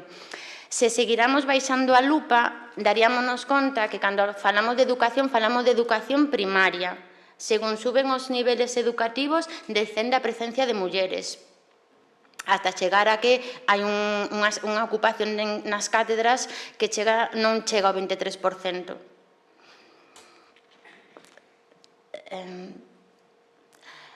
Se falamos a tempo parcial, é moi importante tamén falar das causas. Isto tamén está desagregado. A primeira das causas que se comparte entre homes e mulleres é non teñen un traballo a tempo completo. Pero no caso das mulleres, a razón que esgrimen, que aluden para estar acollidas a un contrato a tempo parcial é que no case 17% teñen que coidar. Esta razón xustifica o acceso a un tempo parcial nos homes solo nun 4,5%. Xa empezamos a debuxar un escenario. Do total de excedencias por coidado no ano 2024 foron como 56.000, 84,4% foron mulleres. Isto ten unha importancia trascendental porque se ven nos contratos a tempo parcial menguamos a nosa base de cotización que, como explicaba o profesor, tradúcese despois en carreira de cotización en prestacións. Cando falamos de excedencias estamos falando de saírnos da carreira de cotización. Daí esas oscilacións que teñen as mulleres, que temos as mulleres, cando chegámonos á idade de xubilarnos, e a pensión que temos en consecuencia desa xubilación, as que están recoñecidas. 84,4% no ano 2024. Isto despois detereime moitísimo máis, pero deixo para despois a definición de traballo de cuidado porque creo que é palmaria a necesidade de abordala desde o punto de vista de dereito público e non de dereito privado. Empezaba así, dicindo que a igualdade tamén é representación, é acceso a recursos, é visibilidade, é capacidade de crear referentes para as nenas e os nenos que veñen detrás en todos os eidos, porque tamén é a oportunidade de xerar expectativas nesos nenos e nesas nenas. Collín datos, claro, escollín estes, pero podería haber escollido calquera outros. Anímovos un montón a bucear na páxina do INE e do IGE, por suposto, para dotarnos de argumentos férreos que xustifiquen a nosa postura ante a necesidade de traballar arreo mulleres e homes cara a unha igualdade que non está por conseguir, o sea, que está por conseguir. Porque é moi difícil defender unha democracia plena cando temos unha diferencia estructural na representación e nos datos como estamos vendo. Estos son datos que están, creo que correxidos a tempo real, a tempo de hoxe pola mañá casi. 17 comunidades autónomas, 5 mulleres presidentas. 313 municipios en Galicia, 72 alcaldesas. 21% de magistradas no Tribunal Supremo, cando son o 65% de xuízas de instancia. Vimos o poder político, o poder judicial, no poder económico repítese. As empresas do IBEX 35 en consellerías temos o 41%, se falamos de conselleiras delegadas baixamos casi ao 13, entre o 13 e o 20%, pero non teño dato, entonces non quero, pero eso, unha cousa é conselleiras e outra é conselleiras delegadas, teito de cristal, seguimos baixando a presencia femenina, en presidencias o 12%. Este último dato como que está como super de actualidade, é moi recente, responde a un estudio de clima laboral feito polas cámaras de comercio españolas e acabase de publicar. Deixo referencia de onde saco os datos para que sean contrastables. E os datos, eso, insisto, son o que son, outra cousa é que poden chegar a ser. Pois, según esta enquisa, o 47,7% das empresas en España sinala que a falla de medidas de conciliación é a causa para que abandone a carreira de promoción profesional as mulleres para ascender a postos directivos. Un 47% das empresas dáse conta desta necesidade de políticas de conciliación e de este obstáculo que significa na carreira das mulleres. Un 34,7% das empresas en España non teñen mulleres nos equipos de dirección. Entón, temos a representación no poder político, no poder judicial, no poder económico. Pois imos na cultura, no eido máis que genera memoria, que xera memoria, que contribúe a educarnos e que establece un panorama social, ético, cultural. Na Reales Academia de Belas Artes, en Galicia, como socios de honra temos 8 homes e unha muller. Temos disciplinas, distínguese nesta Real Academia de Belas Artes por disciplinas. Pintura, plástica, escultura, videoinstalación. Hai disciplinas onde non hai ninguna sola muller. En numerarios, o mismo, repítese unha estructura onde nos deixan unha desigualdade que non parece que representa a mitad da poboación. Na Real Academia esta é de ámbito estatal, das ciencias exactas, física, química e naturales, como socios numerarios 40 homes e 10 mulleres. Isto logo tamén, sabes, vou no fiar ou intentarei acordarme para fialo co tema da fenda digital. O sea, ahora o problema que imos ter a futuro é que non temos a nenas estudiando carreras de matemáticas e o futuro ten que pasar por aí. Entonces, bueno, a ver como atendemos a eso. Real Academia da Lingua Española, fixa a linguaxe. A linguaxe é superimportante, o que non se nomea non existe.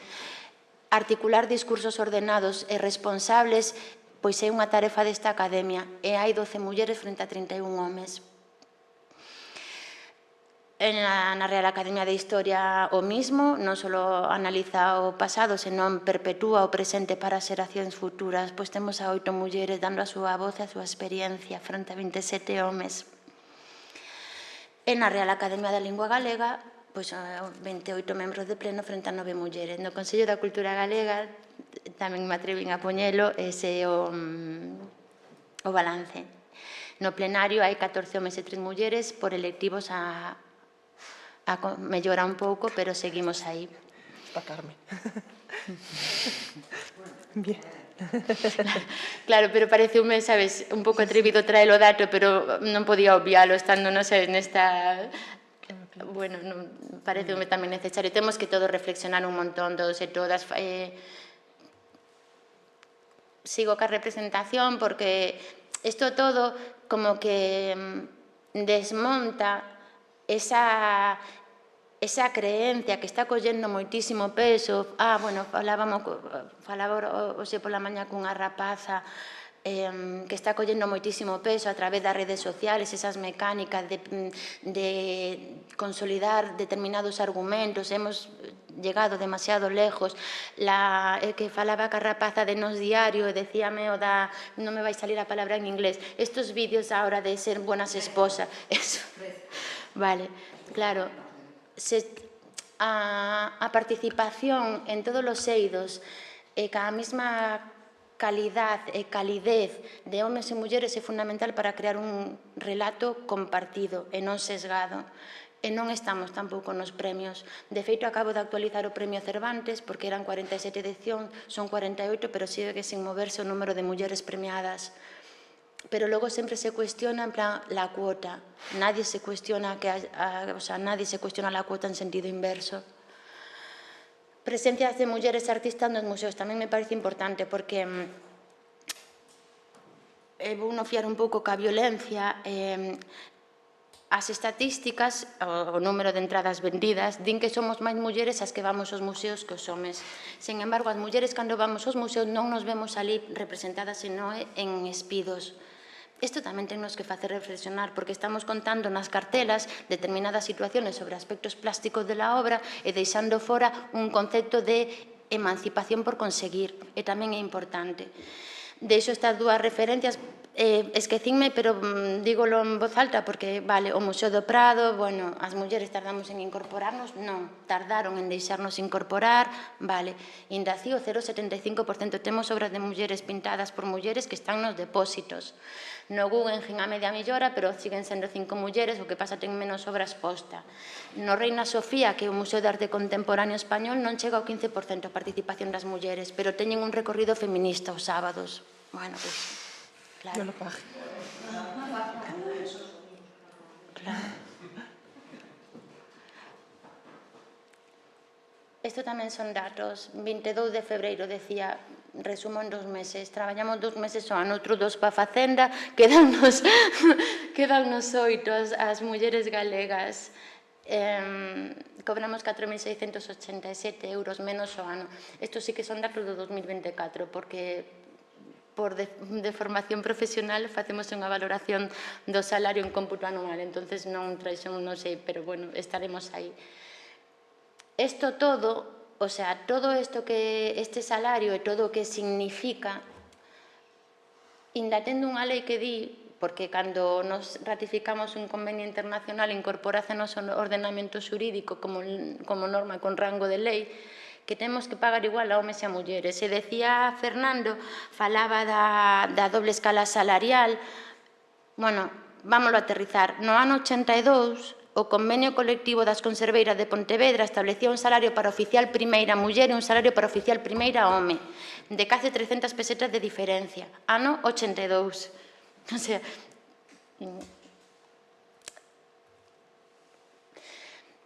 con todo o que quixen, todos estes datos apuntalan ao argumento teórico desde a práctica de que non estamos as mulleres en igualdade de representación, nin nas estructuras económicas, nin na representación política, nin na distribución do poder. Non estamos sendo recoñecidas, non estamos sendo visibilizadas, dai tamén a miña necesidade como máis íntima tamén de poñer nome de mulleres artistas a todo este discurso, porque sendo un problema presente, costanos máis chegar, isto está super definido, o teito de cristal, o chan de barro, bueno, o pegañento, pero tamén estamos perpetuando inercias que se van consolidar, porque temos nenas detrás e nenos que cando que non van a ter a igualdade para imaginar futuros posibles en sus idearios particulares. Entonces, eso tamén nos tiene que hacer reflexionar cal é a educación formal e informal que estamos dando. Feminización da pobreza, bueno, parece que sí, ¿no? Isto todo, a feminización da pobreza como concepto acuñouse no ano 1979. Diane Pearce fala da feminización da pobreza e xa no ano 1979 esclarece de onde veñen esas razóns. Esas razóns veñen porque os traballos de coidado son responsabilidade das mulleres e porque temos moitísimas máis dificultades para acceder, promocionar e manternos no mercado laboral recoñecido. Entón, a análise está feita, a diagnose está feita, parece que a legislación requiere de algo máis para convertir a igualdad formal en igualdad real, non? Unha vez temos este traballo de visualizar e facer unha foto do que é o mercado laboral ordenado, recoñecido e regulado, que logo eu vou facer a miña hipótese de que é un mercado laboral pensado desde as experiencias dos homes, pero antes quero falar dese mercado laboral que non sendo recoñecido, non sendo ordenado, non entrando dentro das carreiras de cotización, existe, porque hai unha prestación de servicios, porque hai un esforzo para leválo a cabo e porque hai un resultado, inda que non sexa remunerado. Hai economistas feministas que han abordado isto con moitísimo rigor, entonces eu bebo moitísimo desas fontes para elaborar un concepto dos traballos de coidado. Creo que é importantísimo abordar a necesidade de traer o debate público e o dereito público e a institución pública o que significan os traballos de coidado. Temos que arrincalos do espazo privado, como se foran cousas que pasan na casa e aí se quedan. Perdón, voy a beber un pouco porque...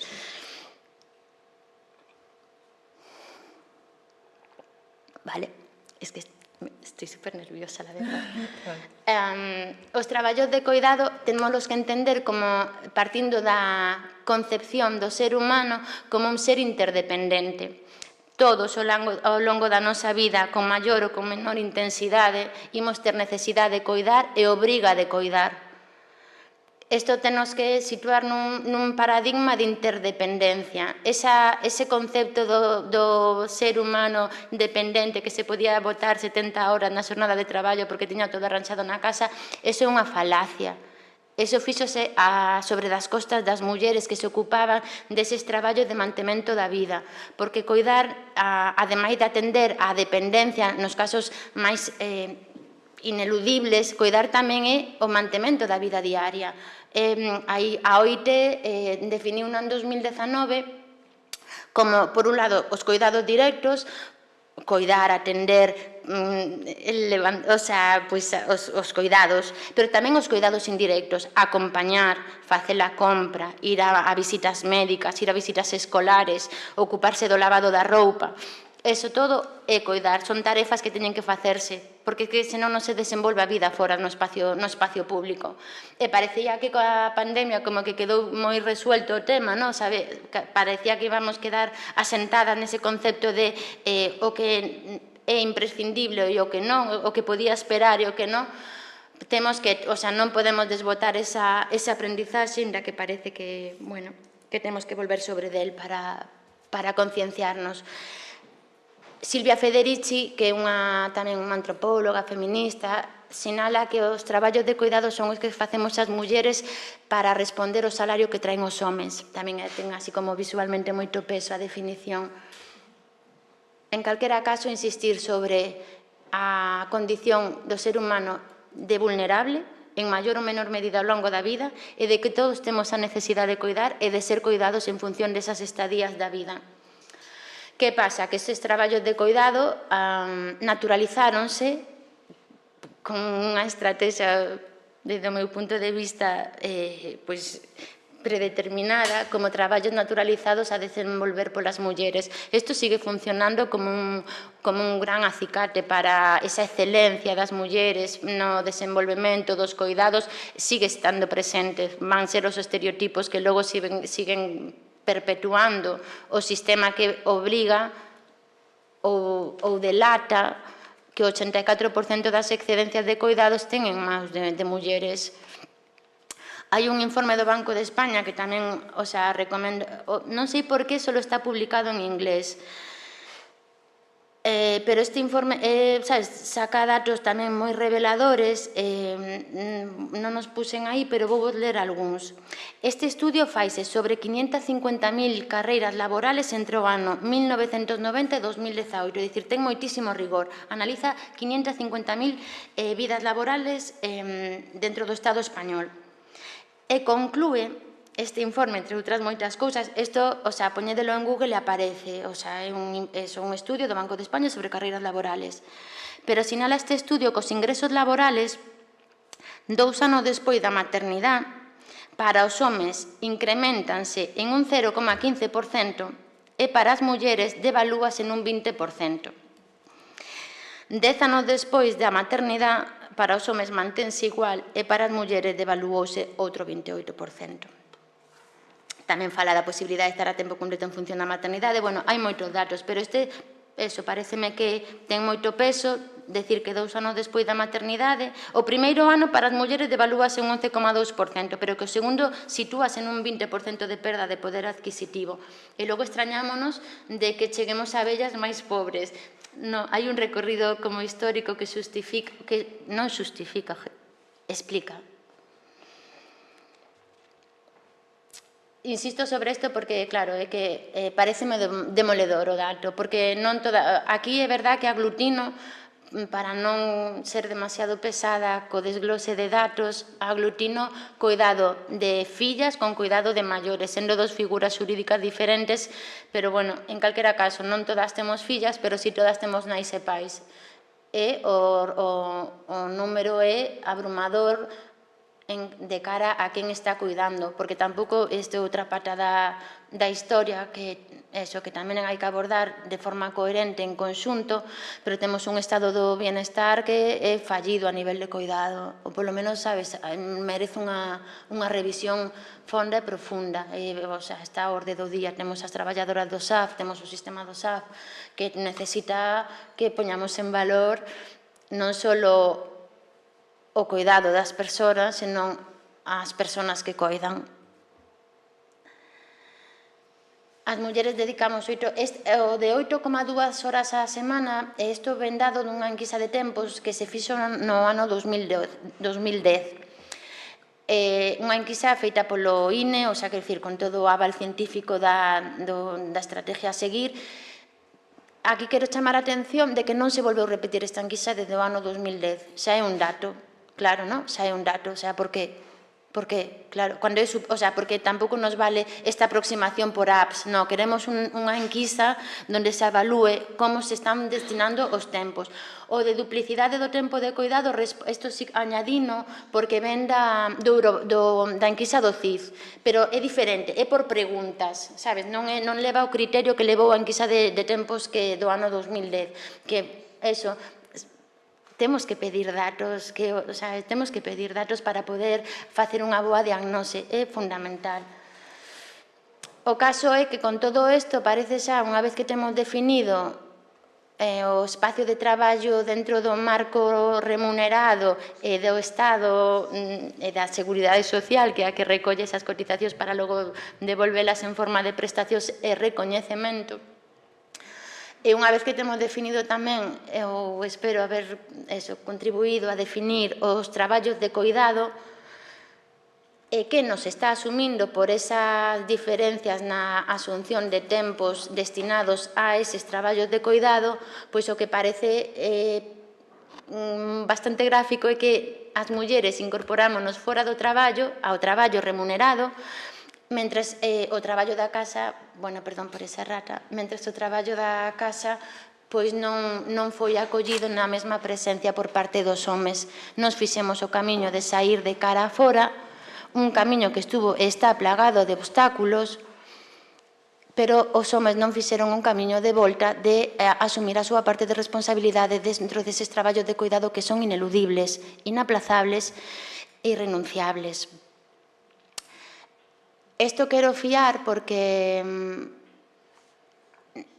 que nos incorporáramos tarde ao traballo, porque nos incorporamos, a nosa incorporación estuvo chea de obstáculos sempre, a todos os estadios de dereitos. Chegamos á universidade 700 anos despois. Hasta 1910 unha muller non podía estudiar na universidade, de feito máis ou menos libre. As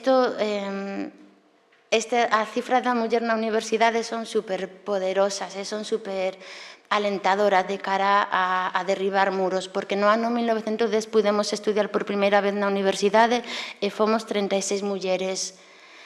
No ano 1940 éramos o 12%, con todos os obstáculos que había dentro dun marco dunha dictadura moi fascista e moi misóxina de cara ás mulleres. E ainda así o 12%, pero que no ano 82 éramos o 40%. E desde o ano 2009 seguimos sendo máis mulleres que salen con títulos superiores universitarios que homes. Desde o ano 2009. Entón, a nosa carreira é meteórica. Para as dificultades que temos é como unha ascensión. Calquera espacio que se nos deixa valeiro ocupámoslo con moitísima dignidade e con moitísima valentía.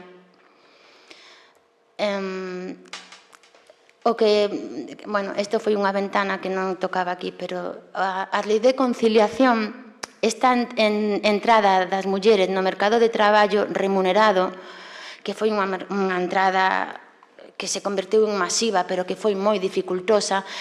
Isto tamén merece unha reflexión, porque o certo é, eu veño dun entorno moi labrego. Na casa sempre se traballou homes e mulleres, eso sabemos os que temos como... De feito, en Galicia temos esa experiencia moi particular da flexibilidade entre espacios públicos e espacios privados, porque o espacio da casa labrega íbase movendo as fronteiras, isto explica moi ben Ana Cabana, iba movendo as fronteiras, entonces deixaba de ser os marcos, deixaba de ser o espacio privado da casa para convertirse, según se iban movendo as necesidades das tarefas que se pasaron. Bueno, que non estuveramos recoñecidas non significa que non traballáramos. O caso é que no mercado laboral recoñecido incorporámonos tardíamente.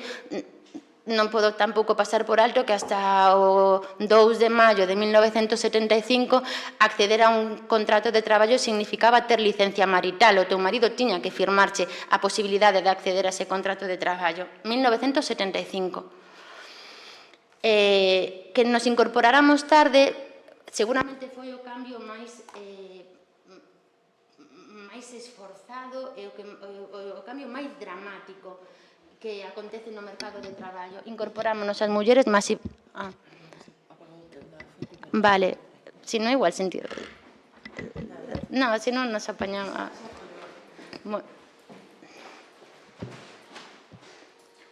Vale. Sí, gracias. Estaba falando de como nos incorporamos ao mercado de traballo. Que a muller se incorporara masivamente ao mercado de traballo significou poñer por primeira vez o acento na reflexión de quen estaba facendo os traballos de coidado. Hasta os anos 90 non foi unha reflexión de ordenamento xurídico o suficientemente sesuda falar do tema de conciliación. Hasta os anos 90, é dicir, hasta ese momento había pasado desapercibido o esforzo que dedicábamos na casa, o esforzo que dedicábamos a coidar, e que para salir fora a traballar alguén tiña que quedarse dentro a facer as actividades de sostemento e mantemento da vida. Pois é no ano 2020, dos anos 90, e tal é así que no preámbulo tanto da Lei 3599 como despois na Lei de Dependencia do ano 2006, no preámbulo o noso legislador tivo a ben como recoñecernos despois dunha entrada masiva de 3 millóns de mulleres no mercado laboral, isto di o preámbulo da Lei 3599, pois entonces é cando aparece a necesidade de facer unha reflexión en torno a como coidamos da casa se resulta que as mulleres xa non están nela. Pero non se fixo unha reflexión como valoramos eses coidados na casa. O sea, como facemos esa interconexión entre espacio público e espacio privado que estaba sin facer históricamente, e tamén aí se desbotou a oportunidade. Isto significa que temos unha igualdade formal que está como moi asentada, non tanto como nos gustaría. Eu aquí tamén vou aproveitar para facer unha lectura en clave de xénero da Constitución porque ya es así un pouco atrevido tamén, pero sabes, como que me vin obligada unha vez que sabes que estou abordando o tema da desigualdade. A Constitución só menta as mulleres en 3 ocasións. Cando fala da igualdade no matrimonio entre homes e mulleres, cando fala da protección a nais dentro da protección á familia, agora ca modificación que hubo no tema de discapacidade tamén menta as mulleres e cando fala da preferencia do varón sobre a muller para a xefatura do Estado. É dicir, a nosa Constitución sigue establecendo como suxeito paradigmático do valor xurídico, do orden xurídico, ao varón por riba da muller. No resto do articulado, a salvo de que, sabes, eso de erro humano, eu non topei unha mención específica ás mulleres. Creo que tamén, dentro de todo este convencemento que teño, que creo que as palabras son fundamentales, traballar alrededor dun verbo ordenado, dun discurso ordenado e atravesado pola perspectiva de xénero para non caer en inercias que están contando unha historia sesgada, é moi importante, temos que tamén decir isto. As mulleres están mencionadas solo para recoñecer o seu rol clásico de mulleres dentro do matrimonio e dentro da familia. Bueno, aquí era cando quería falar do acceso á universidade. Vou ser máis precisa cos datos para... Polo interesante que ten, cada vez que abrimos unha fenda, como entramos nelas mulleres. No ano 1910, 36 mulleres finalizaron os seus estudios, 8 mulleres acadaron o grado de doutora. No ano 1940 eran 12,6% dos titulados superiores mulleres. Deste 12,6%, 82%, claro, isto é outro sesgo, pero 82% estaban en carrera de filosofía e letras, química e farmacia. No ano 1970 xa dimos un salto exponencial, éramos o 31% de mulleres con titulación superior universitaria. E no ano 1982, o sea, como 70 anos despois de poder entrar a unha institución que levaba 700 anos de historia, o 42,74% de mulleres. No ano 2023 estamos rozando rozamos casi o 60% de 59 alto de mulleres con titulación superior. Estamos tamén aquí atravesadas por un sesgo de xénero, ciencias xurídicas e sociales ocupan o 60,4% das mulleres tituladas superiores e o drama aquí ábrese son enxeñerías e arquitectura. En informática só temos a un 13% de rapazas. En telecomunicacións a un 23%, en física a un 27%. Hai un estudio que se publicou en agosto deste ano, feito por dúas científicas francesas, que sinala que as rapazas a partir dos 10 anos xa teñen unha autopercepción de ser peores en matemáticas. Claro, isto é fundamental para despois desenvolver unha carreira pois en igualdade de oportunidades e cas mesmas referencias de 10 anos. Tamén ESADE fixo un estudo, se ven, eso non está publicado en Science, porque este que vos digo de Francia sí que está publicado na revista Science Nature. O de ESADE non, é do ano 2024, e sinala tamén que aí fala de primaria, e menos concreto que a partir de primaria as nenas deixan de escoller matemáticas como asignatura favorita e deixan de escoller matemáticas como asignatura na que se lles dá ben. Entón, claro, isto despois ten unha carreira ao longo da formación máis académica na que non se escollen carreiras técnicas ou carreiras que estén vinculadas a, non sei como vou de tempo. Vale, vou fatal. As STEM. Isto, sabes, temos que chamar a atención sobre isto porque o futuro pasa por ese tipo de disciplinas. Os recursos van a estar aí, a opinión vai estar aí, vemos lo que a inteligencia artificial. Entón, anímonos a todas as nenas que teñamos cerca, pois estimulalas nese sentido. E tamén aos rapaces, quero dicir, aquí non debería ser unha carreira de deixar atrás, senón de tirar cara adiante en igualdade na distribución dos recursos e das oportunidades. E agora ven esbozou uno, pero hubo uno de desenrolar un pouco máis, esbozou uno Fernando Lousada, a cidadanía plena.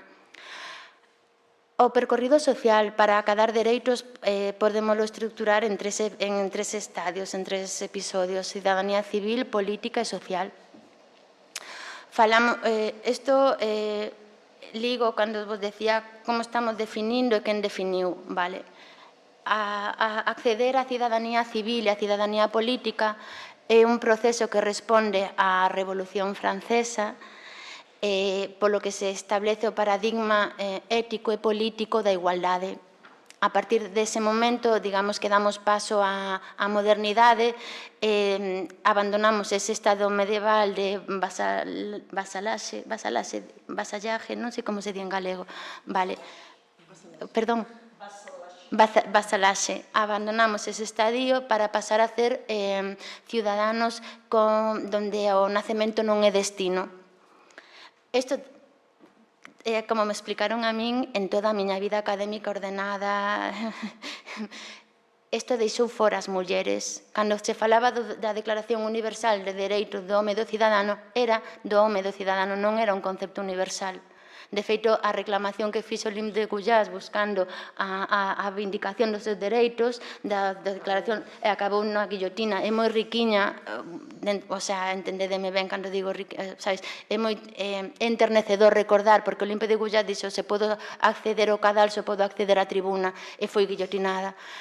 Bueno, con isto quero dicir que ese concepto de cidadanía situou as mulleres nun espacio de alteridade, nun espacio de mulleres, de ciudadanas de segunda, non tiñan dereitos. Este discurso ético e político da igualdade non contou cas mulleres, estableceuse unha ciudadanía de dereitos nas que as deixaba fora. En ese momento é cando a dicotomía, a división sexual, que xa viña de antes, porque vamos a ver, Eva nace da costilla de Adán, e son conceptos fundacionales do pensamento occidental no que nos movemos.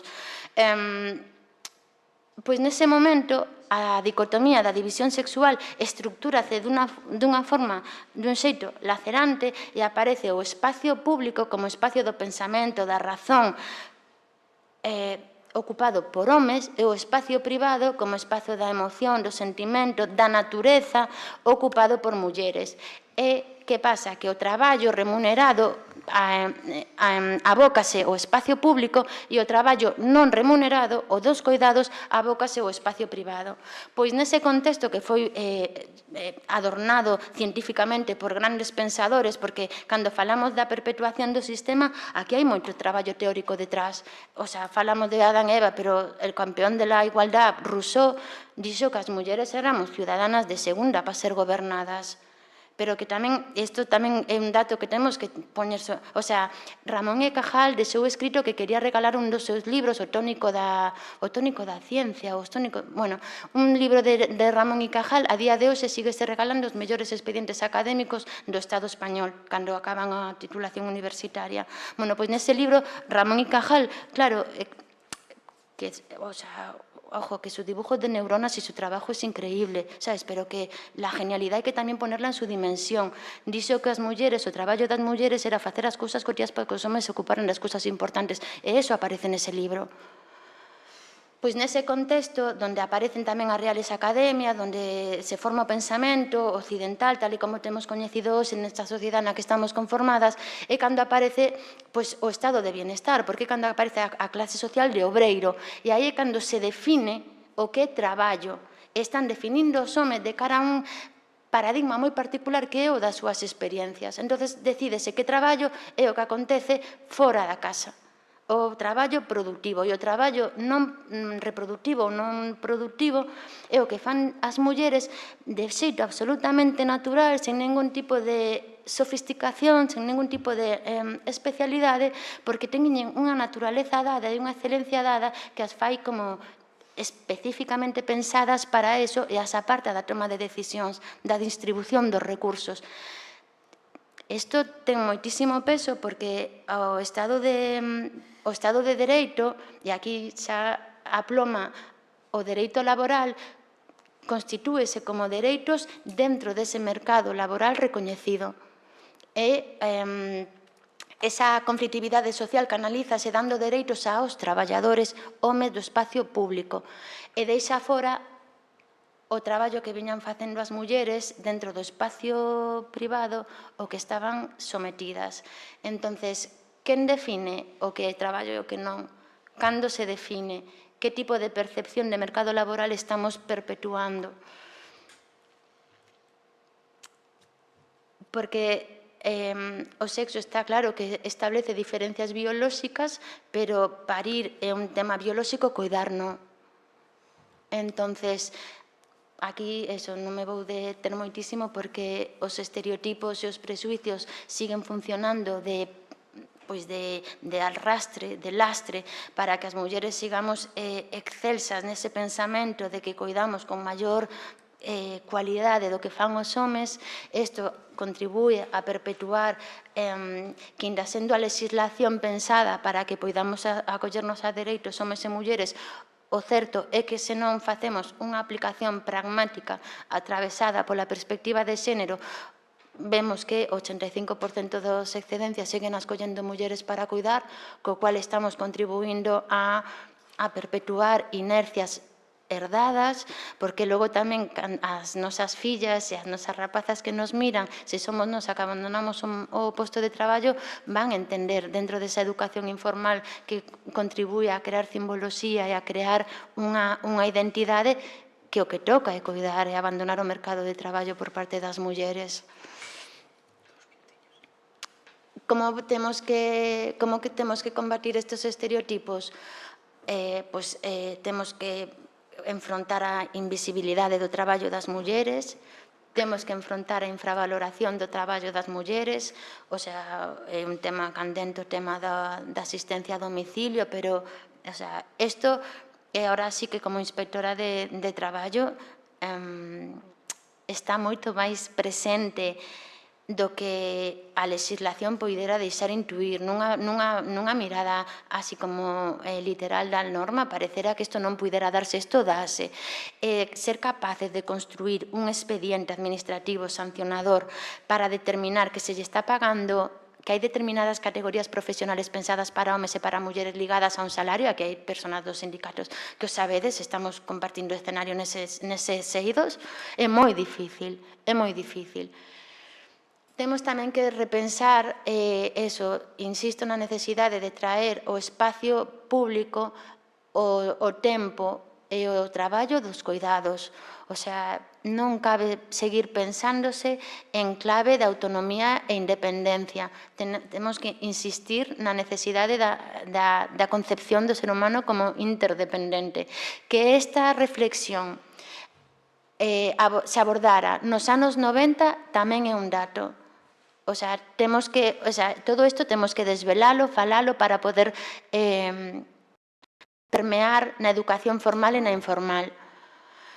Porque o que traemos ca desigualdade nos eidos laborales recoñecidos e non recoñecidos é unha violencia económica. E a violencia económica deixa de ser unha cuestión individual e convértese en sistémica, estructural e, por tanto, en unha injusticia social. A dependencia económica, ademais, isto é máis do mismo, a independencia económica é unha injusticia social, provoca unha posición dos varóns que pode ir ligada a outros comportamentos como desautorización das mulleres e paternalismo. Isto adquire interés dentro de relacións personais que podan estar atravesadas por outro tipo de violencias ou situacións de desigualdade. Estou pensando, obvio, na violencia de xénero. Incrementa a dependencia. Isto tamén é un punto a ter moi en conta se estamos falando de violencia económica, de violencia de xénero, e mengua os recursos e as posibilidades. E tampouco me quero ir sen mencionar, para que vexamos o que significa unha norma e o que significa aterrizar esa norma con perspectiva e vontade, temos facéndome eco de novo desta situación que, sabes, que teño herdada, que veño do campo, temos unha lei de titularidade compartida das explotacións agrarias que desde o ano 2012. Isto é moi importante porque acceder á titularidade compartida por parte das mulleres é acceder aos recursos, ás axudas da PAC, o recoñecemento dentro da Seguridade Social como ciudadana de dereito, como ciudadana plena. 57 explotacións agrarias en Galicia acolléronse desde o ano 2012 hasta hoxe a titularidade compartida. Eu estou segura, todos os que tenemos cerca algunha, sabemos que estes datos non son reales. Estes datos non son reales, entón temos que facer, aquí hai que involucrar pois a quen organiza as campañas da Inspección de Traballo para poñer o foco aí. Que está pasando aí para que desde o ano 2012, tendo esa norma, non se desvelara o emprego das mulleres no rural. E tamén creo que isto é importante de cara a esa falta de recursos que pode abocar a situacións máis problemáticas e máis violentas para as mulleres. As miñas propostas, políticas públicas de igualdade.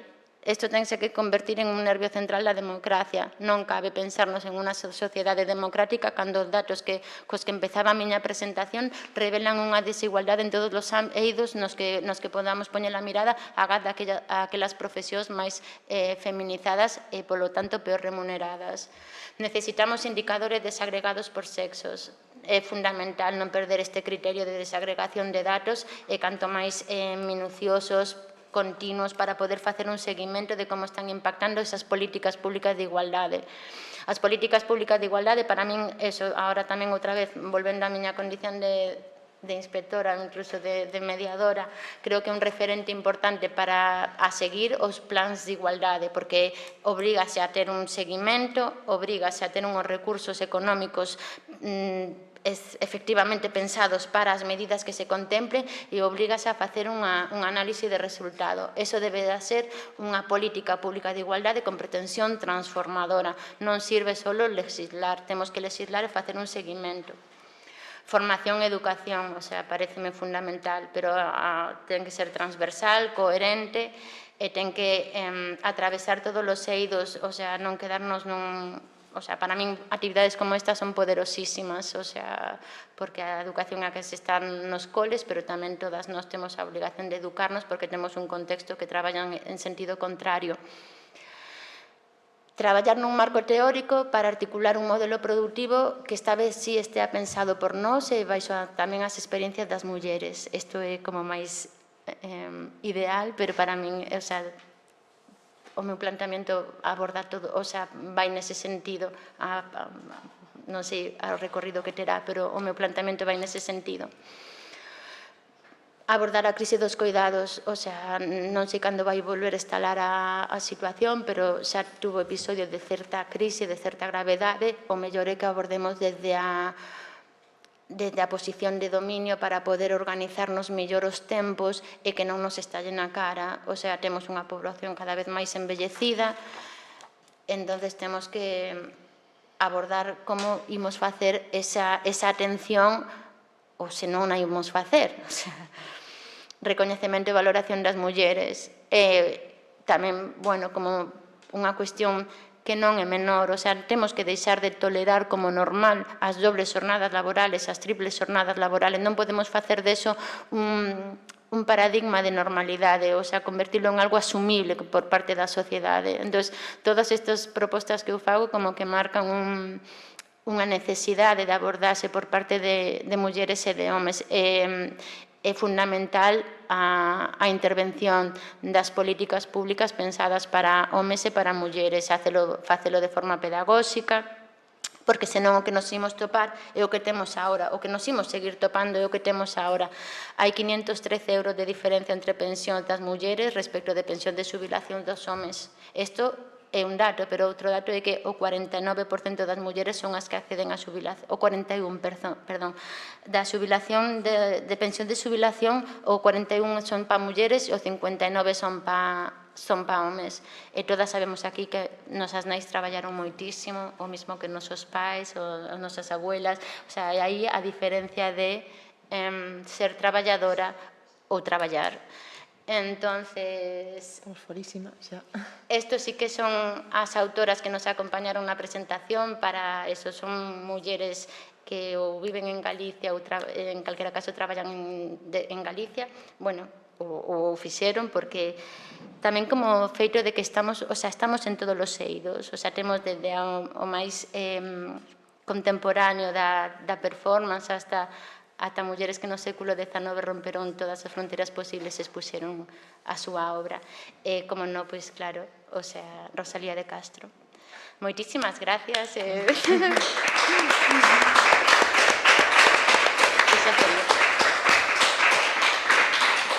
Ben, non hai tempo para máis, pero lembramos que retomamos pola tarde, ás 4:30. Nada, agardamos por vos aquí, graciñas. Gracias, Mónica. Gracias a vos.